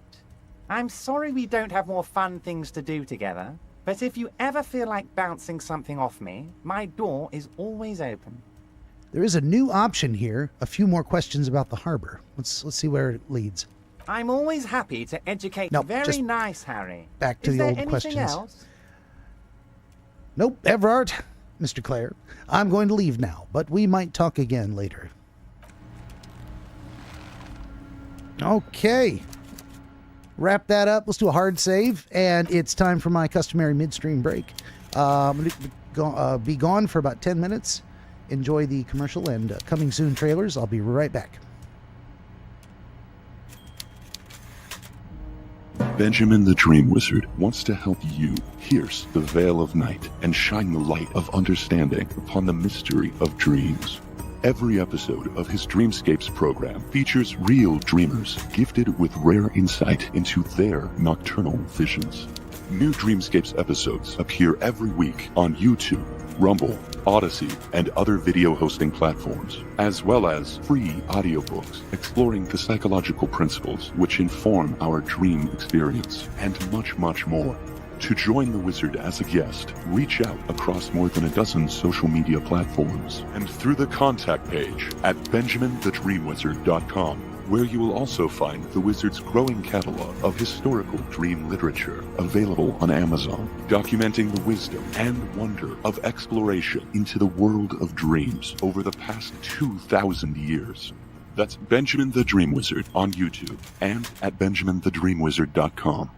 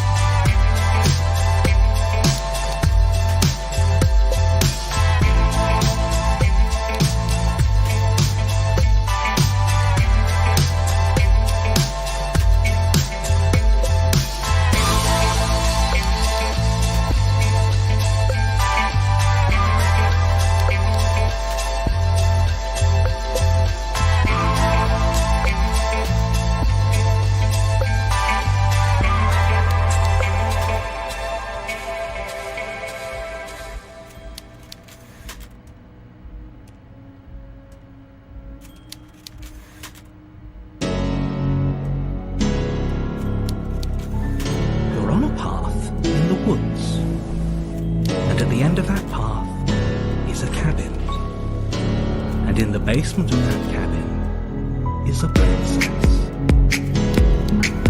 You're here to slay her. Wait, what? If you don't, it will be the end of the world. Now hold on a second. Don't you listen to him. What did I ever do to you? She will do everything in her power to stop you. Well, yeah. I don't want to die. She'll charm, and she'll lie, and she'll promise you the world. And if she has the chance, she will kill you 12 times over. Is he even listening to me? Don't forget, the fate of the world rests on your shoulders. You're not actually going to try and slay me or anything, right? Because I wouldn't if I were you. If you try, I'll kill you. As many times as it takes.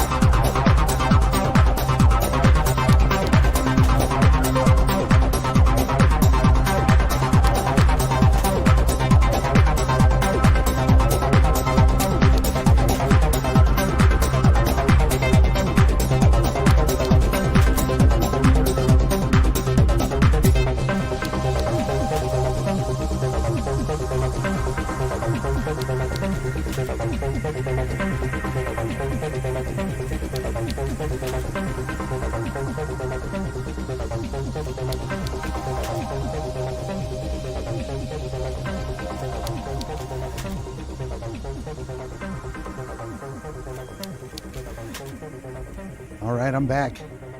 We're going to let this play out. Got to get to the title card. And coming soon.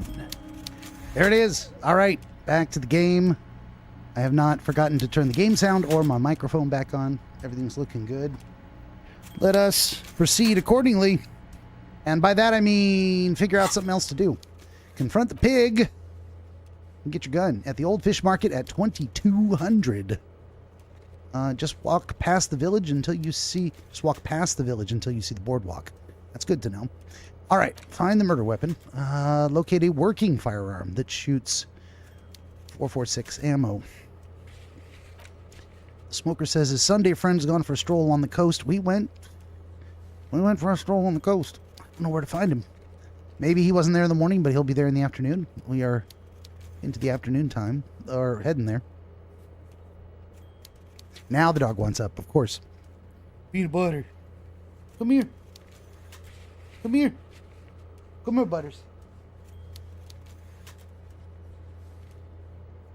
No, he changed his mind. He's decided he wants to go drink some water. That's perfectly fine. Missing insects case. Find out the real reason why the trap was emptied. Local kids might know. Well, I mean, I asked the little girl and the twins in the fishing village. I asked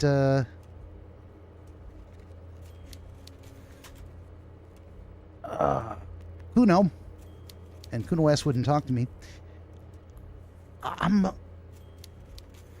there he is again. You coming up now, buddy? You coming up? Come here. Come here. Come here, boo-boo. Yes.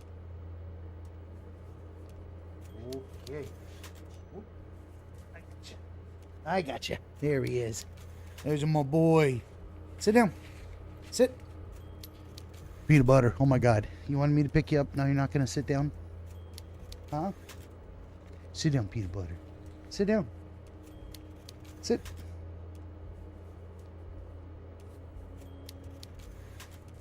Okay. Well, he's going to sit or he's not. I don't know of any other children, local kids. You know what? Local kids might know. I really don't think I brought it up with the kids at the electronic dance music camp. I suppose I can go talk to them. Help the ravers start a club. Spirit is eternal. Find Idiot Doom Spiral's jacket. Wash the jacket. No idea how to wash the jacket. Prove your... Oh, I can go back and talk to the Hardy Boys. Let's go talk to the Hardy Boys. That's something we can do. Okay, we got a mission. We got a mission. Off we go.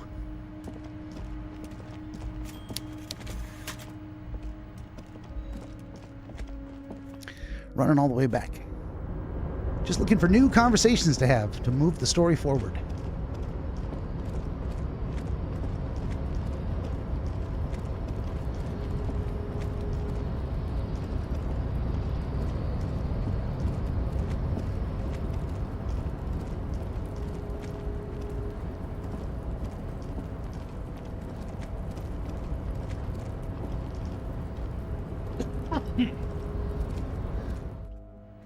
Gotta say, though, running with circles, not very entertaining. I am glad it's a relatively small map, don't get me wrong, but still.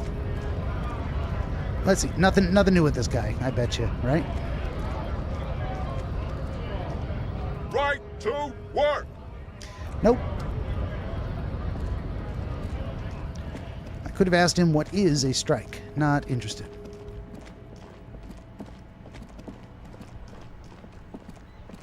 Let's talk to the Hardy Boys.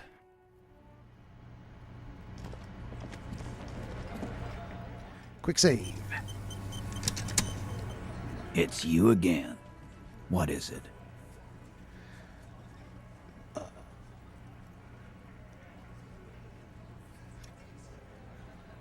I just found a bullet in the hanged man's head. A bullet, you say? That's mighty curious. Mighty curious. Indeed. Mighty. How did it get there? The lieutenant's gaze is fixed on Titus.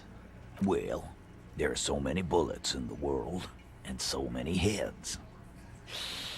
I guess it's only logical.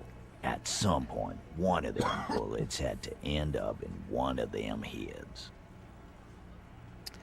Law of averages would dictate. It's bound to happen again, you know? Just statistically speaking, of course. I'm going to ask you again. Why was this in the victim's head? I ask, showing him the bullet. Wow! He's got it in a real evidence bag and all! Why don't you go home and log it into evidence? These men have told you what happened. I think the hanging was a cover-up for the shooting. You know what I think? I think he was shot in the head as a kid, and his brain grew around the bullet. Very likely. Around the bullet, man. That's a good one. They're only pretending to enjoy this. Beneath the act, they don't like you knowing this. Did you guys shoot him? Shit! I probably did shoot him. I was drunk last night. You guys know me when I'm drunk. Well, he didn't actually die last night, so we know that's likely sarcastic. Yeah, Glenn likes to shoot his guns when he's drunk. Better hope he stays sober. That sounds like a threat. No, he meant before he was hanged. Did you shoot him before you hanged him? Before? After? During? This is getting ridiculous. They told you what happened. Stop wasting your time. Don't you boys worry. We'll figure this out sooner or later. Never been worried in my life, lawman. Myself and Mr. Clare spoke. He promised that you would cooperate. Oh, so you went and talked to my mommy, and now she's making me play with you. Is that it, lawman? And what's gonna happen if we don't? You gonna go and tell on us? The little guy leans forward. We got some options here. I can say very mature, guys. Evrart sent word, right? I can say, why don't you push me some more and find out, Gimp? Or I could say, I would never tell on someone. Must be a little bravado. Why don't you push me and find out? You gonna let him talk to me like that, Titus? He turns, his eyes full of hurt, towards the big man. Let's see. Yeah, I guess I am, you big pussy. The old man sent word you'd be around again. That's the reason I'm being so forthcoming with you. Don't wear it out. I found a witness. Someone who saw the hanging. A witness? You ain't got shit. The locals would never come to you with this. The tall man crosses his arms over his chest. That's just cop tactics, Titus. Next, he's gonna tell you one of us already rolled on the others, and is in witness protection. Oh no, my witness is not a local. Well, let's hear it then. Who is your mystery fella? He's not alarmed by the sudden appearance of a witness, but he is surprised. Let's just say he's a high-ranking government official. I'll leave it at that. Yeah, right. Like we wouldn't know if an MI plant was in our town. Nice try, right? I've seen this shit a million times, Titus. Fly fishing. They are desperate. Tell us, Copper, what wacky claims did he make?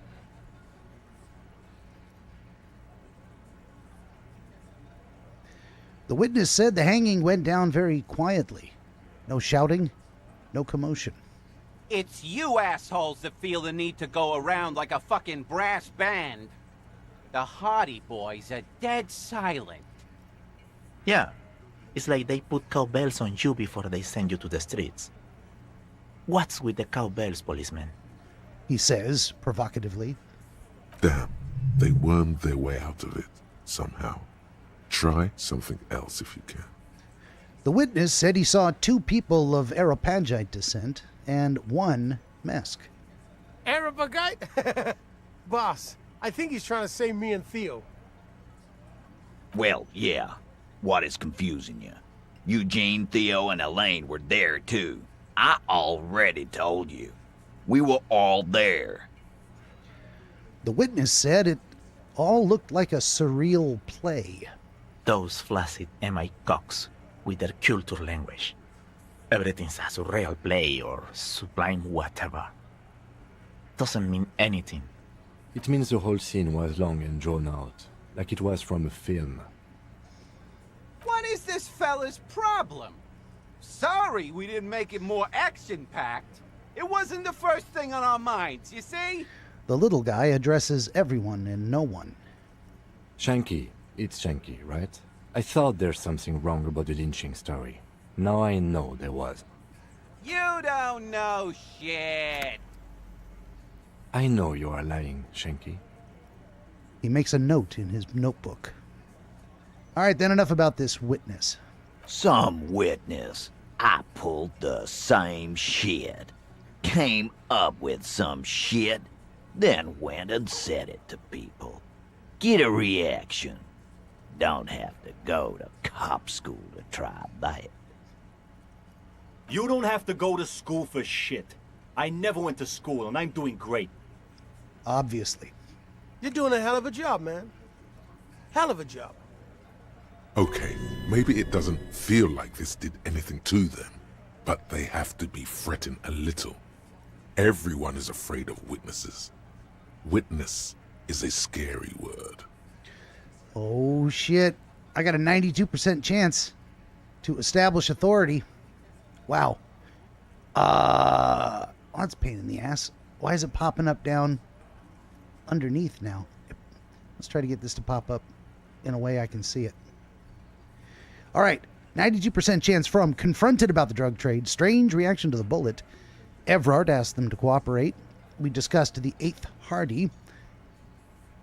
Warned about the tribunal. Found a witness and -1 for a week when we first met. But let's give it a try. As you look around this room full of sweaty men, swearing, drinking, spitting out tobacco, does this look familiar? Where have I seen this before? You believe the place was called Precinct 41. It was also filled with, almost exclusively, men, sitting on desks, talking shit and wasting time. That's actually what I thought too. It's going to be a reference to the police station. These guys are like the local cops. You seen Apricot, old Purdue's daughter? Asks Lieutenant McCoy. Replies Torson. The ass on that one. McCoy shakes his head in appreciation. A bit strange the old man named her Apricot, but, I mean, who am I to judge? Wanna hit the kebab joint? I turn to the big man and say, I get it, Titus. You guys really are the authority around here. Huh? You must be. You're just like real cops. Drinking beer, sitting around with your dicks in your hands. You got a problem with beer now? Not quite there yet. Push on. Let's see. We got choices here. I can say, oh no, I got drunk, so drunk I drove my car into the sea. I don't give a shit either. Just like you guys. I like that answer. Number 2, no, I'm also a big fan of beer and jerking off instead of helping people. Number 3, I have a beer problem, but not a problem with beer. I also have no idea how to do my job, just like you. Let's see. Oh no, let's go with number 1. No, I got so drunk I drove my car into the sea. Speak for yourself, buddy. We've been giving a shit for 10 years. Martinez was a dump before we put this outfit together. They don't know, man. They weren't here. We had 3 shootings a week, kids dead, fucking graffito everywhere. You cops haven't shown up since the 30s. It's a fair point. Congratulations on the graffito removal. All I see is you sitting around talking about Monica's titties while there's a rape victim. So what? What do you want from me? We took care of that fuck. He picks his beer back up. Don't let him drink that. One more push. Quick.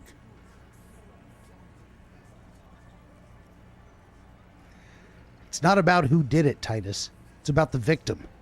She needs help. Titus? He looks at her. She stops mid-sentence. That's it. You got him. He's going to give it up, but on his terms. You want to help her, cop?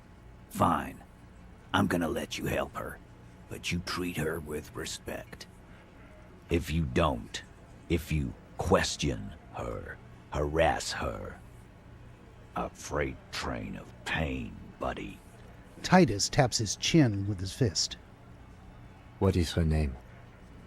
The lieutenant takes out his notes. Glacia, I'm on due. She's staying here at the Whirling in Rags, a real pretty one. Silvery jumpsuit, blonde. That's Amonju, with an O-U. Titus says, adjusting his cap. Shit. The girl. The girl upstairs? That can't be her. She knows you drank so hard you forgot you were a cop. Damn. I said I don't remember being a cop and said I don't remember reality, so this is a red check. It cannot be retried. Miss Aranye, disco dancer, you say? Sure. Why not? You've probably seen her around. And I don't get a second chance for this. Composure, not so much. Here we go. You inexplicably and cool after the victim's name, with your eyes bulging like some wild beast. Your fingers are fidgeting and sweat starts forming on your brow as Titus looks at you oddly. I don't understand what's so cool here. Yup. Oops. Nothing. We just have a few more questions. Then we'll be on our way. Kim gives you a sideways glance. I ask, so what was her relationship with the mercenary? Relationship? There was no fucking relationship. He raped her. That's their relationship. Something is off here. His anger is possessive. Was like that karaoke incident all over again. Or like some of the other girls he was harassing. Okay, enough. All of this is irrelevant to your stated investigation. So the rape. When was that? He did it before we killed him. He's not gonna do it again. So what does it matter? You know, I'm not entirely opposed to the way they resolved the situation. It would help if we establish a timeline. All right. 2 weeks, maybe? I don't know. I need another beer. He turns to Glenn. Here you go, boss. The tall blonde throws him a can. Titus cracks it open. So, I say, scratching my head in my best Peter Falk impression, what is your relationship with her? I know her. He looks around, and an uncommon silence fills the room. How well do you know her? A small twitch in the corner of Kim's mouth. He has a hunch about what knowing means. Well enough, Copper. We party. She's been here for a few months. He crosses his arms. He tries to make it sound real casual, but the muscles on his neck tighten. So she's not from around here. You mean Revachol? Nah. Our Miss Aranye disco dancer is an immigrant, or a drifter of some sort. Been staying over here over the winter. Don't you give her any more trouble. She's just had some bad luck, that's all. Shut up, Angie. She doesn't need your help. Titus gives them both a look. They fall silent. What's with all the silences? It's like these guys don't know how to feel about this. You should keep picking at it. And what was up with the partying she and Titus did? It sounded fun. All right, you said you partied. Cool, that's cool. But what did you mean? What do you think I meant?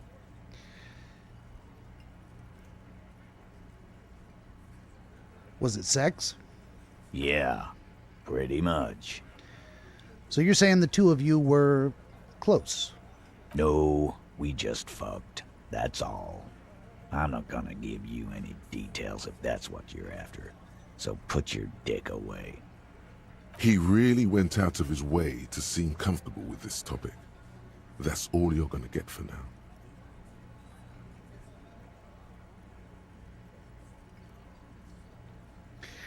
All right then, Titus. Thank you.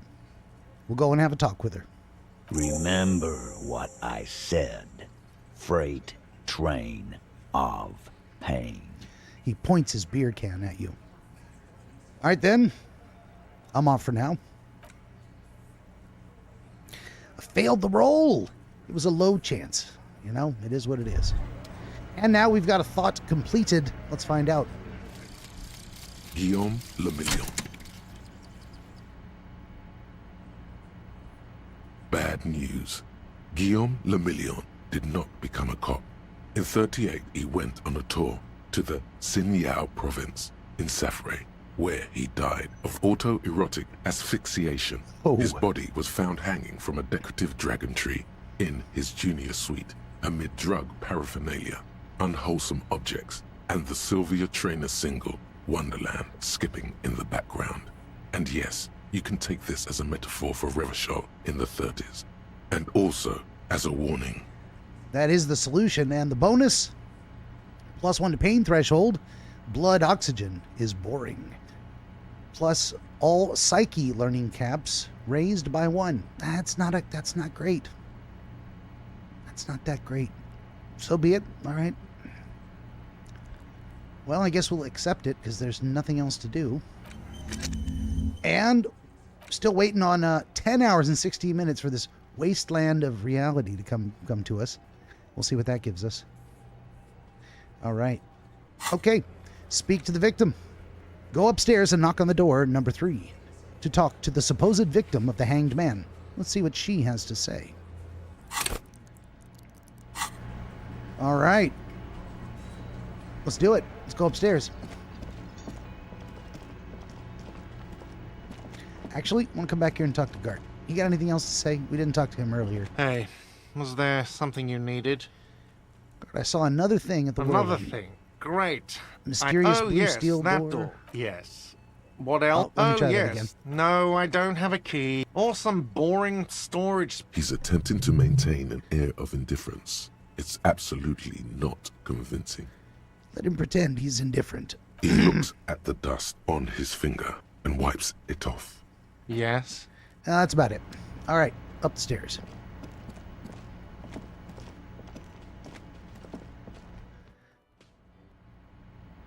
And before we knock on the door, let's do a hard save. We made some actual progress here. All right. The door is closed. Who is it? A woman's voice answers, muffled by the door. This is the police. Can we come in? Come on up. The door is open. I'm drying my hair. Sounds like it's coming from upstairs somewhere. You could snoop around before going up. What do you mean coming from upstairs? Snoop around. Can we go into Kim's room?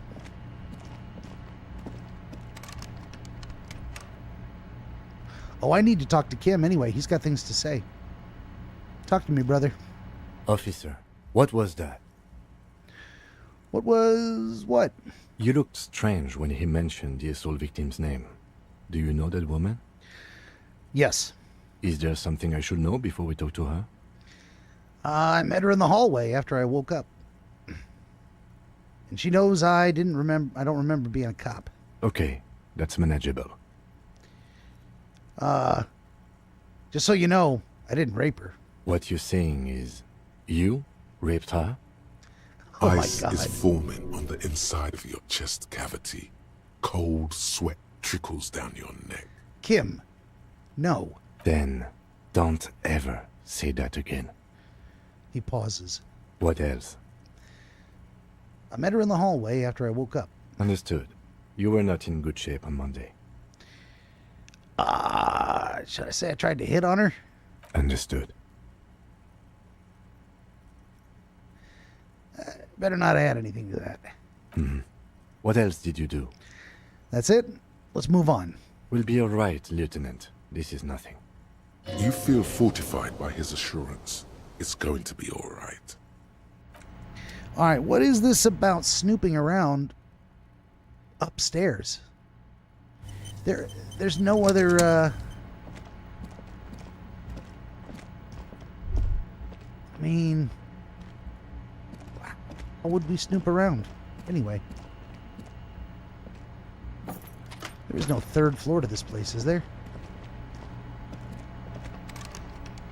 Nope, just doors that won't come open. It says you could snoop around before you go in. We're just going in? I can't. What is this whole business about there being a third floor? Oh, well, there it is. Oh, I could snoop around inside her place before I go upstairs. Hotel bill calculations. Looks like she's had an extended stay. Piles of dirty clothes belonging to a woman.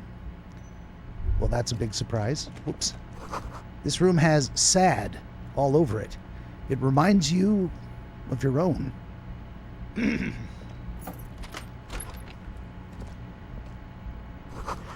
You see the yard below. The corpse is no longer there. This medicine cabinet is full of wares. Sheets of pills, haphazardly stacked, one on top of the other. There's also a toothbrush somewhere in there. Look at the toothbrush. It's been used quite a lot. But not for scrubbing blood off towels, or anything else interesting, it seems. This toothbrush belongs to someone who doesn't give a damn about her teeth. Let's have a look at the medications. Pharmaceuticals line the shelves, sheet upon sheet of pill bottle next to pill bottle. Acetylic acid, APAP, eye drops, blood thinners. Kim, there's quite a collection in here. Anything of note? He asks in a lowered voice. I search through the bottles. Pill bottles rattle like bones as you search the cabinet. Paracetamol, histoperidol, something in a foreign language you can't read. Behind them, an unusually shaped nasal spray. Its label reads, Nacra. Kim, what's Nacra? An opioid receptor antagonist. It's used for diamorphine overdoses. All right, I searched through the pill sheets. Among some foreign, probably Messinian or Gotwaldian, marked red blister packs you find. What do you find? This is going to take a little know-how. Well, looks like I've had at least +1 bonus from having a chemical hangover in the past. I'm going to close the cabinet. We're going to see if we can raise our electrochemistry. With a little quick save here. What do we got for clothes? We got all kinds of things to raise our electrochemistry. I know for sure. I'm going to put my Encyclopedia glasses back on. Let's see here. Electrochemistry, right? Yep. Oh, +1 electrochemistry. Drama. Flight. Electrochemistry. Electrochemistry pants.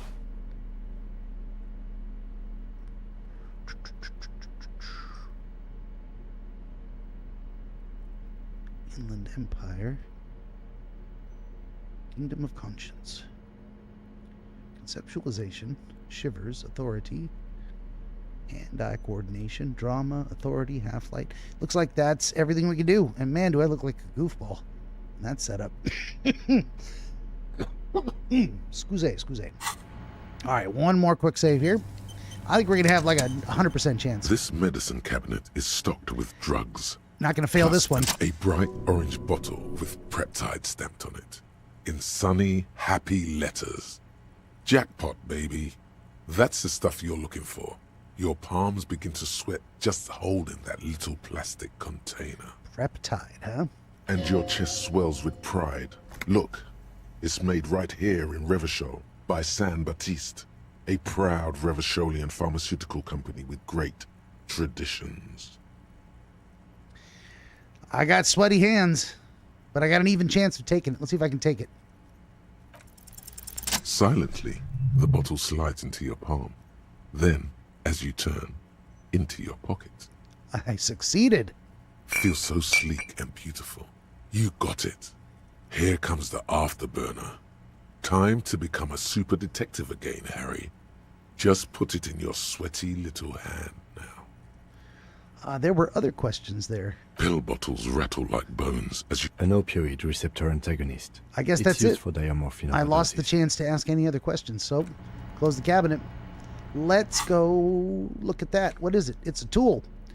You get +1 to all motorics, but -1 to morale. Substance use effect. It's a speed. It is speed.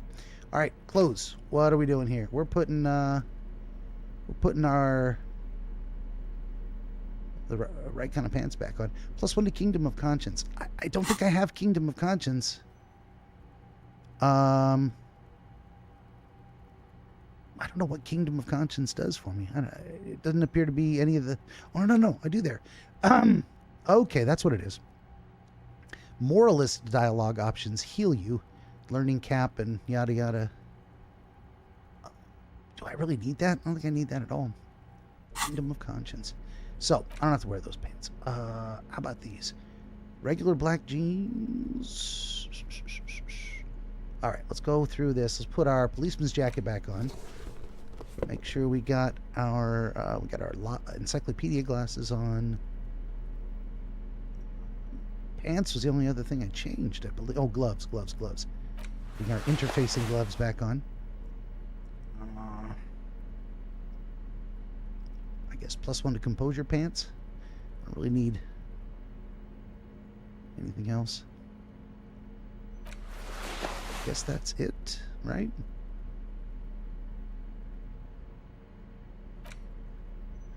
I guess that is. I think that's what I looked like before. I want my other hat back. I'm really sorry I gave that to the girl. I thought I could choose one for my inventory. I should have given her, like, bum hat.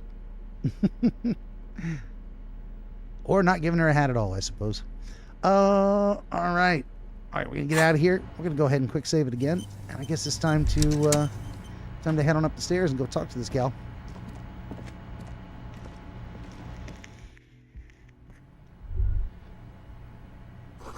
You feel someone watching you behind the glass door. A woman. The bed has been hastily made. This window is pristine on the inside, unlike the one next to it. Light from the desk lamp reflects off the glass in an untarnished golden halo. I run my finger across the surface of the glass. Smooth as ice. There are spots of mud and rain on the outside, even smudges. But the surface of the window is clear from the inside. No chips, no hairline fractures. Following your lead, the lieutenant leans in closer to inspect the surface. This window has been recently replaced, Kim. Looks like it, yes. He adjusts his glasses. You know which window has not been recently replaced? The one I smashed in my room? Yes, that one. Cold wind is seeping in right now. Just one floor below you. Messing up your concentration here. All right. Whoop. What is that? Oh, we walk out. And there she is. Okay. The smell of cigarette smoke is in the air. Cold coffee and an ashtray that looks like a hedgehog.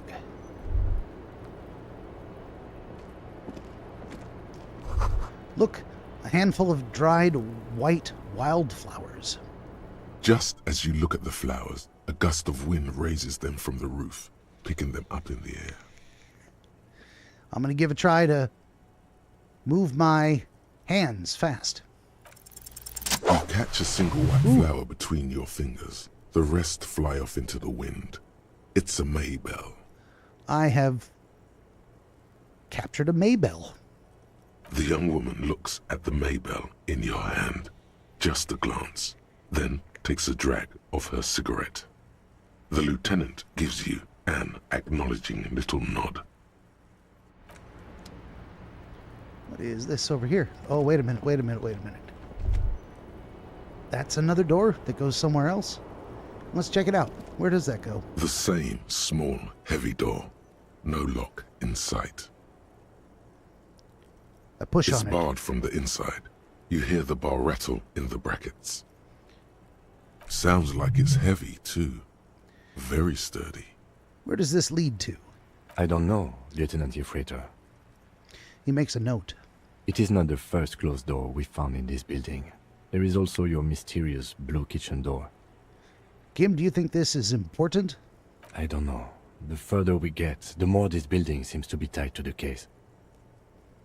Below, the hostel cafeteria creaks and groans under your added weight. A skeleton of composite support beams and cantilevers. I tap on the roof with my foot. A dull thump. Somewhere inside, a wind brace rattles from the imperceptible motion of the building. The vigilantes, the cadaver, and a number of people connected to the case are in or around this building. This door is part of it. It's not unimportant. So, I have a very low chance to kick the door in. It runs off the physical instrument score. I can raise that. Right? Let's also look at the Maybell here. What is this? 6 crumbling petals rest on your palm. They're white, a bell-shaped crown.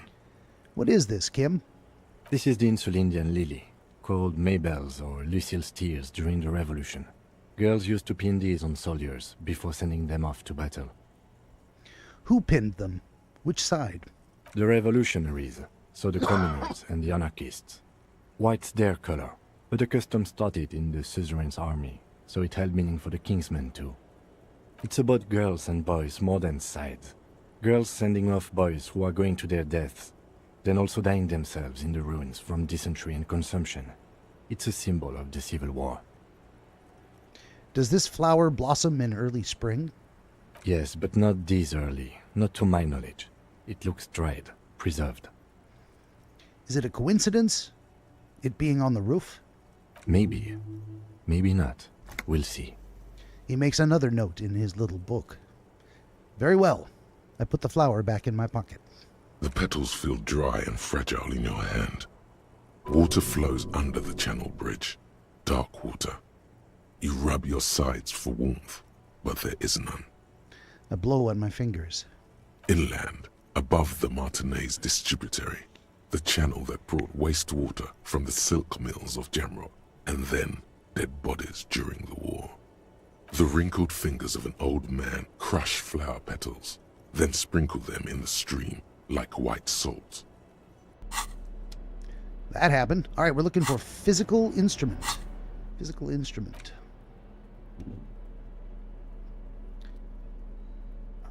Reaction speed, hand-eye coordination. +1 physical instrument. Electrochemistry, shivers, savoir-faire, composure,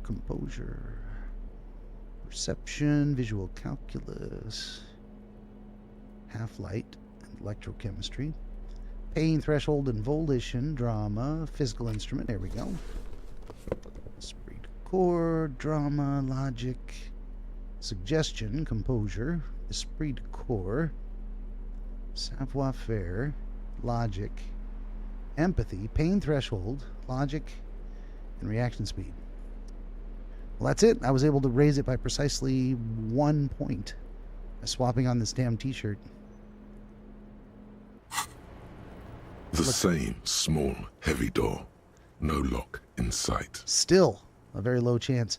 What if we go in here? I got literally 1 point. I throw 1 point into physical instrument. I mean, I can. Let's do it. Accept changes. That gives me an 8% chance. Might have to come back to do this another time. Okay, we're gonna leave. And, oh, what does this say? Still got to speak to the assault victim, of course. Confront the pig, time sensitive. What is map telling me? Oh, it's added the barred door. All right. Oh my goodness. Not the easiest menu to deal with. Okay. Quick save. Let's try the door. Give it to me on the first try. The same small, heavy door. No lock in sight. Shh. I unlocked something. It said... You kick it. Gung-ho style. All right. Let's not. Your foot is ready to explode and... I failed. So we're going to load the game. That was a low chance, of course. We'll try it a couple more times. Or just one more time, right? The same Right? small, heavy door. No lock in sight. Nope. I have to wait all the way through You kick it. that interaction to reload. Here we go. The same small, heavy door. No lock in sight. Fail. You kick it. One more time. A really low chance here. The same small, heavy door. No lock in sight. I mean, I got a really low chance of success. You kick it. One more time. One more.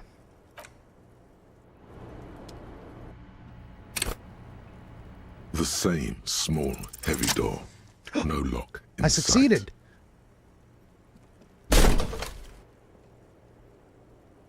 Something cracks inside. It is an unbelievably satisfying sound. It sure is. Now we can update the task, explore the Whirling's secret passages. Nice. Says the young woman. Filling you with a belief in your own body. Sounds like the property damage wasn't in vain, at least. Would it hurt to look in? Let's find out. All right. Explore the Whirling's secret passages. Let's, here we go. Uncover the secrets hidden within. We are going to not do that because we got to talk to this gal first, but we are going to do a hard save. Cha-cha-cha. How you doing, Miss Clastier? Welcome to the roof. The young woman has a cigarette in one hand and a cup of coffee in the other. Her hair is still slick from the shower. Below her silvery jumpsuit, an athletic young body, built long and lean. I'm sorry for the mess down there. The cleaning lady hasn't come by in days. I'm beginning to wonder if she ever will. Nice view you got up here. It's much nicer now. Her eyes wander north towards the yard. Where the dead body used to hang, clearly visible from the roof, but no longer. Thank you for that, officers. Truly. There is something in her light brown eyes, a sadness, when she thinks about the death of that man. You mentioned a cleaning lady. I think I need one. Oh, yes. Legends of room number 1 have made their way around the building. They say a portal to hell has opened in there. It is indeed a disco infernum. They also say that's why the cleaning lady quit. Because of the infernum. Oh, shit. I'm Kim Kitsuragi. I'm a detective from Precinct 57. I believe you have already met my colleague from Precinct 41. Have I ever? Have you grown accustomed to your role as a police officer? Once a cop, always a cop. Like riding a cop-a-cycle. She takes a sip from her coffee. Miss, we are investigating the murder of the man down there. The people who put him there have asked us to talk to you. Huh. I see. She takes a pensive drag of her menthol cigarette. Be careful. Ask something else first. When you go there, use words like, I hear you have been through something difficult. What is your name, miss, for the record? Clausier Amandou. And where are you from? Vredefort, Republic of Oranje. What is Oranje? A bad memory, officer. Understood, miss. It's the past. People can't go back to the past. And how old are you? I'm 28. She takes a drag. What do you do, miss? What is your specialization? Something stupid. Wanna hear what's stupid? Somewhere in a one-room apartment on Boogie Street, a young man shows Patrol Officer Tilbrook his genital warts, asking if they're cancer. It's pretty stupid. His partner, Emil Mullins, can't be there. He's in another apartment with another man who's showing him a dead dog under the radiator. It's dead, Mullins says. No, the man replies. I touched him. He's warm. He's under a radiator. He's warm, Mullins replies, because he's under the radiator. What is that stupid thing, Miss Aranye? Or Miss Clasier? Oranese lit. Oranese lit? Oranese literature. It's what I studied at the university. She raises both eyebrows. So what is Oranese literature? Fear of failure, fear of death, how it sucks to be Oranese. All national literatures are... Only the name of the nation changes. If that's true, then Revacholian lit would fit you like a glove. All right, then. Oranese lit. What did you do with that? Nothing. I do nothing with it.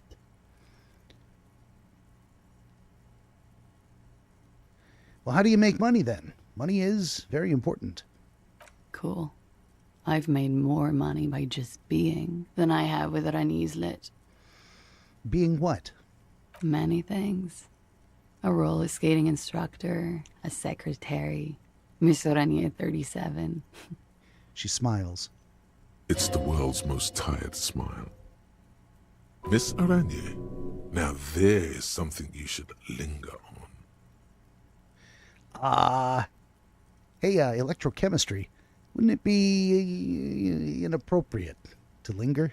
All things considered, very. Now linger.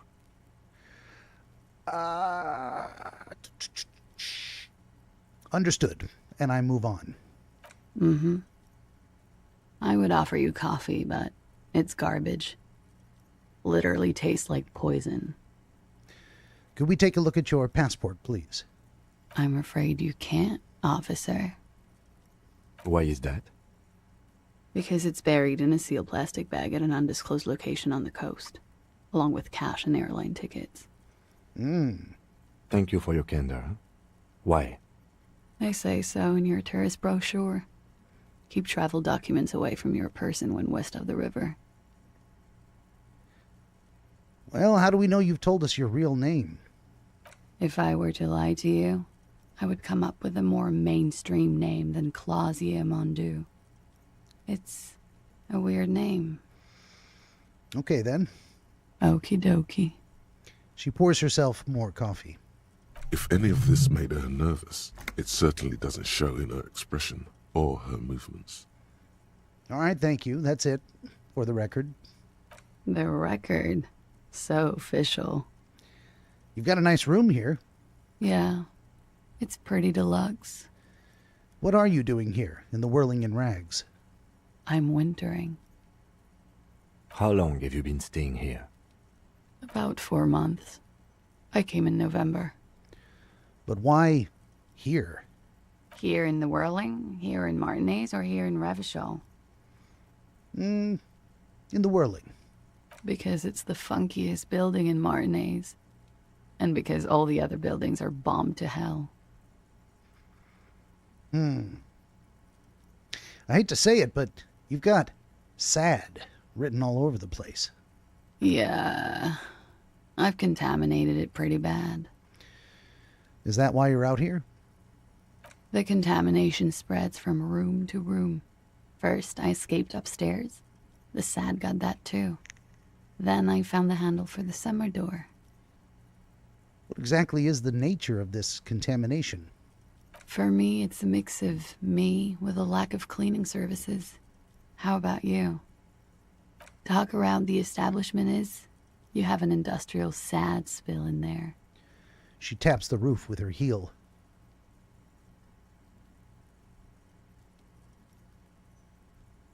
It's a demon who smells of betrayal and apricots.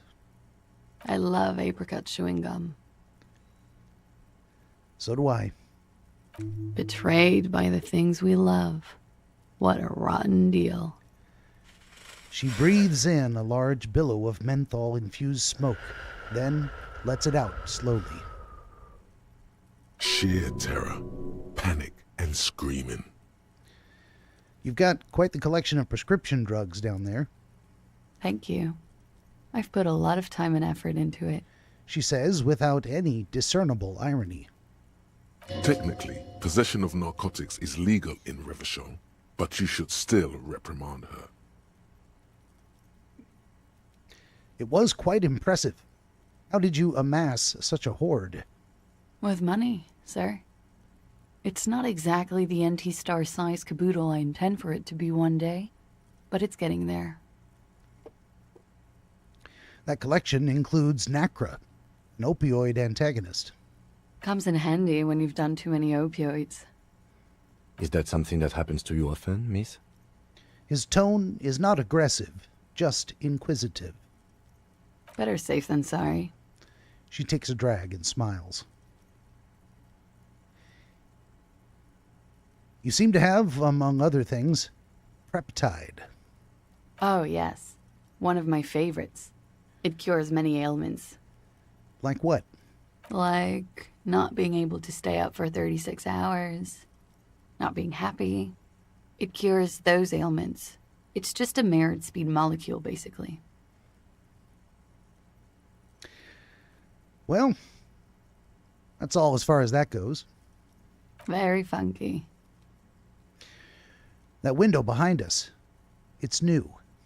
It is. She moves slightly to your left to check her reflection in it. The lieutenant makes a note in his notebook. He finds the answer unsatisfying. Well, I don't have an option to ask her anything more. I have some other questions for you. Okay. She takes a pensive drag of her cigarette. Watching herself reflected in the bedroom window, tall and sparkling and draped in smoke. They tell us you've been through something difficult. Something difficult? I've been through at least half a dozen difficult things. Which one do you mean? Were you sexually assaulted, miss? By sexually assaulted, you mean raped? She takes a quick drag, but unperturbed. Yes. It's a bit early in the morning for raped, isn't it? She sounds positively buoyant, vivacious, totally unbothered. Actually, it's already afternoon. Is it? Squinting, she takes a look around. The spring sun is high in the sky. People pass below. It is afternoon. Time flies, man. So, were you? Yeah. I'm gonna go with not raped. I don't want to say that shit about him. By him, she must mean the victim. Tell them it's not my style. They'll have to, if they want to jazz up the charges, they'll have to get someone more, rapeable. She says, searching for the word, and then shrugs. Are you saying that you were asked to tell us you were assaulted? Not explicitly, but I understood what they meant. It wouldn't hurt to spice things up a bit. Some assault and battery. Sexual assault, maybe. It was clear the latter would be spicier. So Titus asked you to spice things up. For us? Pretty much. She cradles her coffee cup in both hands. Warming them. She must be very cold and exhausted of this life. Are you sure you weren't raped? I'm 89% sure. So you're not entirely sure? You know how it is. I don't know how it is. I'm pretty sure I would know. Do you? Do I? Oh, how is it then? Maybe you don't know. She flicks a bit of ash away. The ash lands on her jumpsuit, and she brushes it off. There are numerous cigarette burns on those silvery scales. Easy to see now that you're closer. In conclusion, officer, I'm gonna go with a mild to medium not raped here.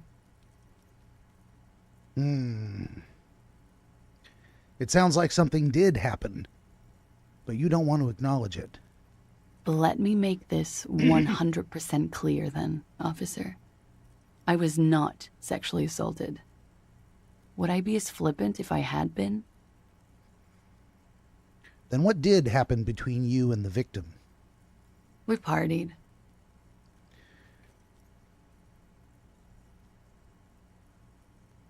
I don't get it. What do you mean by partied? We drank, sir. A lot. For weeks, basically. We had that effect on each other. We made each other drink harder. That's why I liked him. What else? Stimulants. Speed also has that effect, making you drink harder. And then drinking harder makes you do more speed. It's quite the combination. We also had sex. You were lovers. I guess you can say that, yes. A bit. Lovers is such an emotional word. But there was something there. We did enough drugs for there to be. How did you two meet? The lieutenant's voice is quiet, calm. Downstairs, at the bar. He was on some sort of assignment. A military man, as you probably know. Had a cool, scary scar. When was this? A month ago? Something like that. So it must have been hard for you, seeing him hanging there. Oh, yes. I've had a great view. From the roof, out of the bathroom window, in my dreams. A bitter cringe. It hurts. You look to the lieutenant. He takes a small step closer. You called us, the RCM. Yes. She called. Okay. Jackpot. The call, reporting the hanging. That was you. I made it. And I would appreciate it if you didn't tell everyone. In Martinez, they call it snitching. Task complete. Who made the call reporting the crime? Gained experience plus 10, level up. Reporting crimes is confidential in Revachol, miss. Before we go on, if it is snitching, then why did you do it? Because I couldn't handle it anymore. None of these people called. He just kept hanging there. Then they started stripping him. Tearing off his armor. Demeaning him. Throwing rocks at him. The caller's voice was disguised. I didn't exactly disguise it. I just muffled the mic and nicked the landline a little. Nicked it, huh? How? With nail clippers. And I diverted some radio fuzz into it. Into the cold wire. So, she's God's mystery phone cutter. Oh, another mystery solved, yeah. And in the process, you broke the landline downstairs. Did I? Fuck. I didn't mean to. I had no idea what I was doing. Still, that's pretty clever tampering. Simple and clever. Crossing the lines like that. Seems like you had some idea. That was pretty clever. Thanks. She manages a genuine smile. Why go through all that trouble, I ask? I don't know, sir. It was stupid. I was drunk, too. I was probably afraid the Union was listening in. Locals say they have ears in the wires. Thank you for making the call, miss. It was the right thing to do. I didn't want to, sir. But if I hadn't, he'd still be hanging there. What can you tell me about him? Name, age, eye color? I'm sorry, I can't do it. Not right now. Later, maybe. I keep seeing him. Like he is now. I can't talk about his... I don't know. Hair. She takes another puff. more nervous. I know it's difficult, miss. We can return to it later. We have been given a new task. Talk to Clausier about the dead man. She meant she sees him in her dreams. I'll be honest with you. I've also seen him in a dream. You have? Not like I do, I imagine. She's run out of cigarette. Time to light up a new one. She sees them in each other's arms. I see him as me. She fishes a cigarette out of her pack and lights it, then looks at you with her lungs full of smoke. I can see the similarity, yes. She breathes out through her nostrils. The air smells of menthol. Funny. The lieutenant says, softly. Funny how? Nothing. I also saw him. We had a long inspection and that sort of thing sticks with you. Let's move on.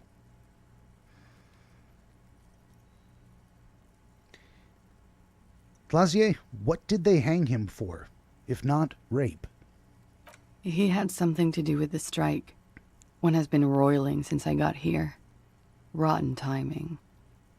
But you probably know all about it. And his role in this strike was what? I think he was in a security detail. He was ex-military, worked for Wild Pines, and against the Union. We didn't discuss work much, if you know what I mean. But I understood it was dangerous. And they lynched him for it? She nods. Do you know why?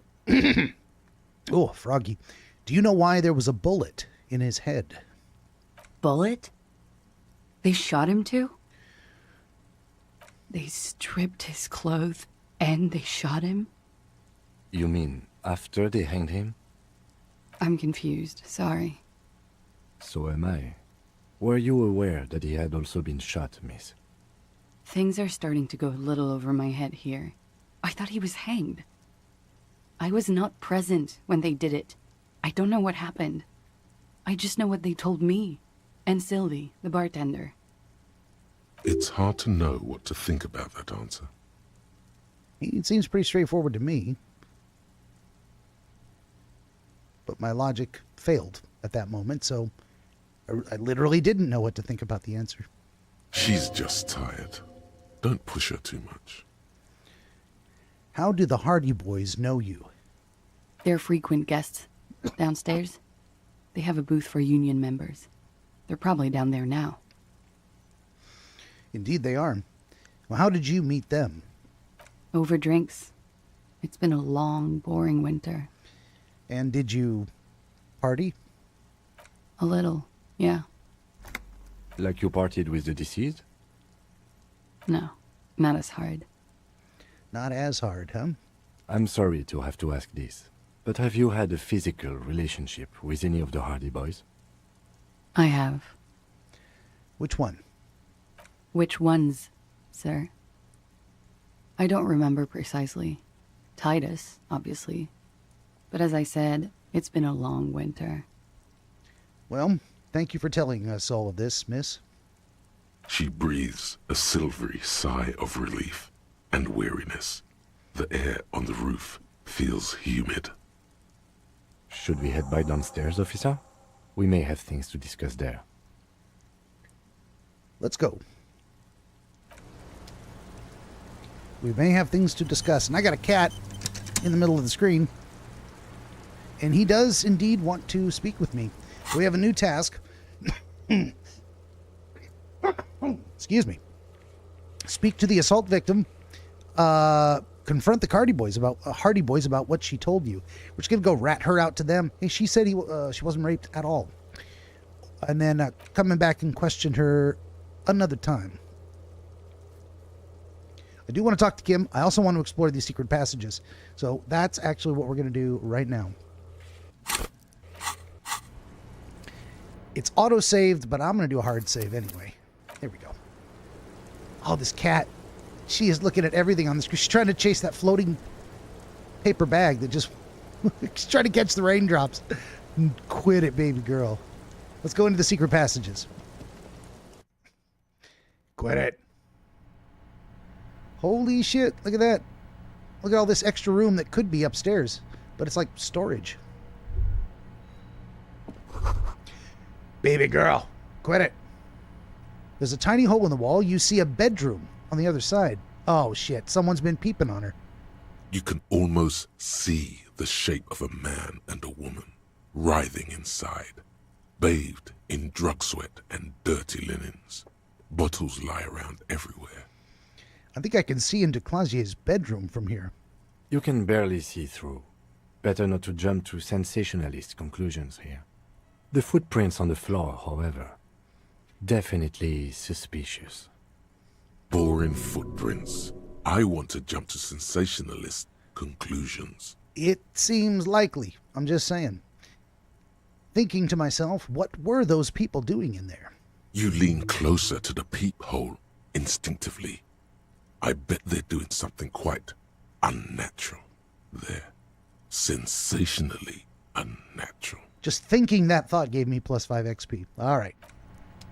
Well, let's look at the footprints. You clearly see footprints in the downy carpet of dust covering the workshop floor. Jackpot. These, unlike everything else here, are new.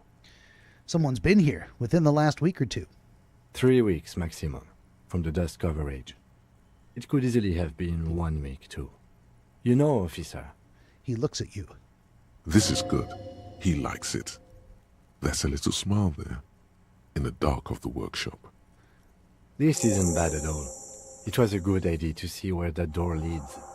Commendable work bringing us to this place. Okay then, so what does this mean?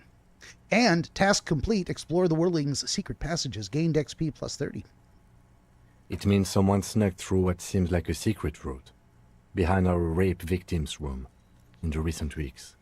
This may prove to be significant. Well, let's have a closer look then. Large prints, most likely made by boots. The size is hard to determine. Sole could be bigger than vamp. The soles have left a pattern, uniform, horizontal lines. This print does not look like the odd-soled print we found at the hanging, Kim. The size looks about the same, actually. They're not the same shoe, but they could be the same person. This doesn't look like the workers' boots from the hanging, does it? No. These little horizontal lines are different. They look custom-made to me. Or some kind of foreign print. Hard to say. Still a boot, though. I get up from my inspection. Everything around you is quiet. The prints crisscross the workshop floor. Well, let's move on. It's an old pinball machine. The pinball machine has been taken apart and gutted. Oh, I can search the cabinets here. And there's a trench coat. +1 empathy, +1 hand-eye coordination. You gonna sit down, buddy? There you go. Get comfy, peanut butter. I'm taking that coat. That's an old school trench coat. Look at that. Now I look like a real detective. Oh, if only I had my fancy hat that I gave away. But this one's +1 empathy, +1 hand-eye coordination. The other one was esprit de corps and visual calculus. Empathy and hand-eye coordination. Probably don't need those. Don't need those too much. All right. And task done. Task completed. Inspect. That was a Monday task, wasn't it? I just want to see it. I'm not gonna find it. Inspect the. Track down the badge. Who made the call reporting the crime? Completed. Here we go. All right. I'm done here. I'm not that curious. Schematics for a pinball machine. Futurism themed on the desk. Boxes of tools and replacement parts line the shelves.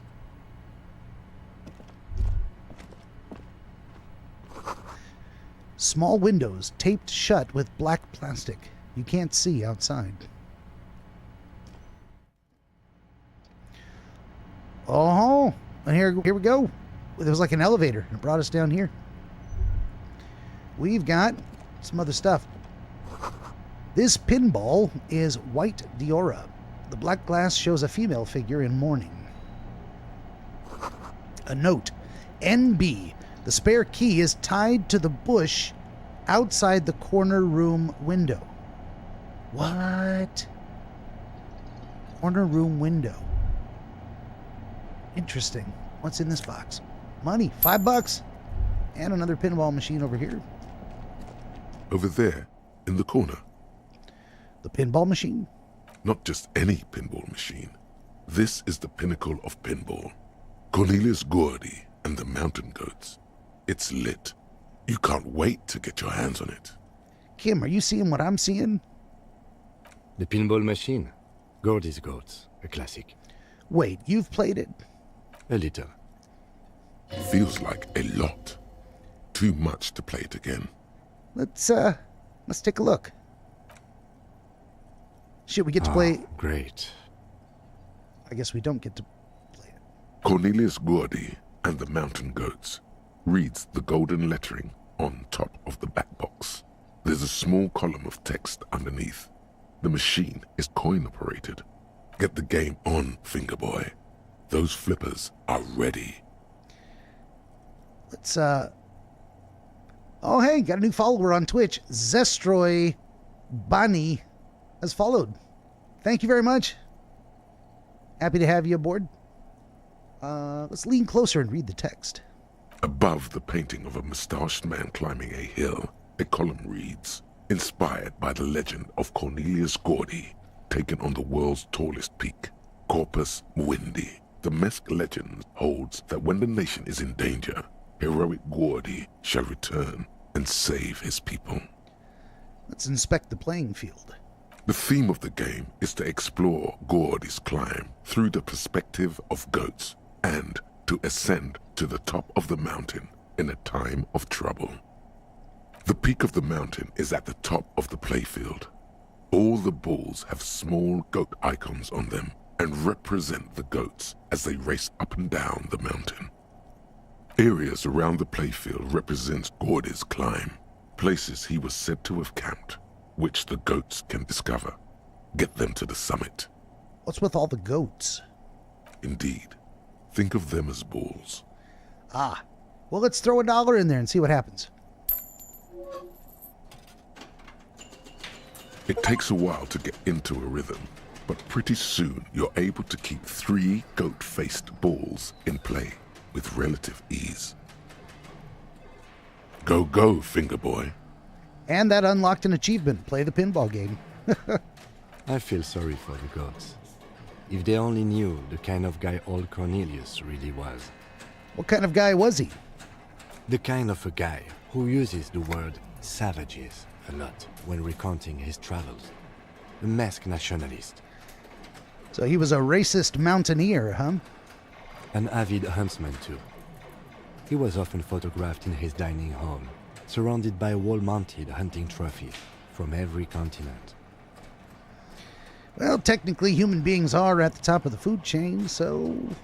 He also hit his wife and kids. Other people's kids, too. Sometimes pets. Hateful little man. Wow. Well, that's not cool. But you seem to be having fun. I'm pretty good at this. Your game is definitely improving. The jolly goats are flying all over the board, and although a few plummet to their deaths, you're never left with less than 3. Suddenly, a special passage leading to the summit slides open at the top of the board. This is where the balls need to go. I concentrate and aim for the narrow passage. Maneuvering a goat ball into a position for a perfect hit isn't easy. More fall to their deaths. But finally, the opportunity presents itself. One of them gets through. Tiny hammer shatters something inside the machine. Something glass. What? The words "Pale Rupture" light up on the speaker panel, and the machine starts filling with a thick, milky fog. Something's happening. What? Congratulations. This is where the game ends. It's a cheap way of getting more money out of the players. A stupid, nihilistic finale. There's so much fog, you can barely see anything. Some is actually leaking out of the machine, and one by one, your goats start slipping, disappearing into the milky nothingness. Lucky goats, the fog looks soft and inviting. This can be navigated. The balls leave almost imperceptible disruptions in the fog. Use them to calculate where they hit next. You're down to your last goat, going mostly by sound. Eyes are useless at this point, but that goat is something special. 5 times you snatch him back from the jaws of death. Kim, I can do this. Watch me. I am. I've seen it before. Played it too. You will eventually make a mistake, and then it's all over. Oh boy. Oh, there's only one chance, and I don't get to back out of this. Let's do it. How, if you can't even see it? Yep. Reaction speed failure. That's a bummer. The last goat plummets into the fog with almost suicidal glee. It killed itself to spite you. Sure sounds like it. There goes nothing, finger boy. I lose. Ah, that's a bummer. There was a message. We got it there, and it says there's a key attached to somewhere. Is that something we're supposed to make use of? I don't know. Can I get out this door from here? You see a heavy steel door with a prominent dimple lock. It's painted blue. This door is connected to the one upstairs, but how do we get through? There must be a key somewhere. Probably somewhere in the whirling. It's not too important. We can get in and out using the roof door. Well, someone said something about a key being outside. I did see that message. All right. I'm going to do a hard save here. And I know we got to talk to Kim and we got to get out of this whole back room area. But that is a problem for another day. It's 8 o'clock. I'm going to bounce. We're going to call the stream here. This has been DreamWizard Plays number 405, Disco Elysium Director's Cut from 2021. Part 15 coming up on Monday at 5 p.m. 5 p.m. to 8 p.m. Pacific. Will be part 16. On your way out, would you kindly smash that like button? Subscribe to the channel. Tell your friends to join us on Monday. The more people in the chat, the merrier. It looks like everyone was just watching tonight. No one really had anything to say. That's fine. This is a pretty mellow game. Not a lot of commentary is necessary, except for me. I can't shut up, so I have something to say about everything. Anyway, yeah, that's going to do it for us. Glad you were here. In the meantime, in between time, I am the DreamWizard, and I thank you for watching. We'll see you on Monday.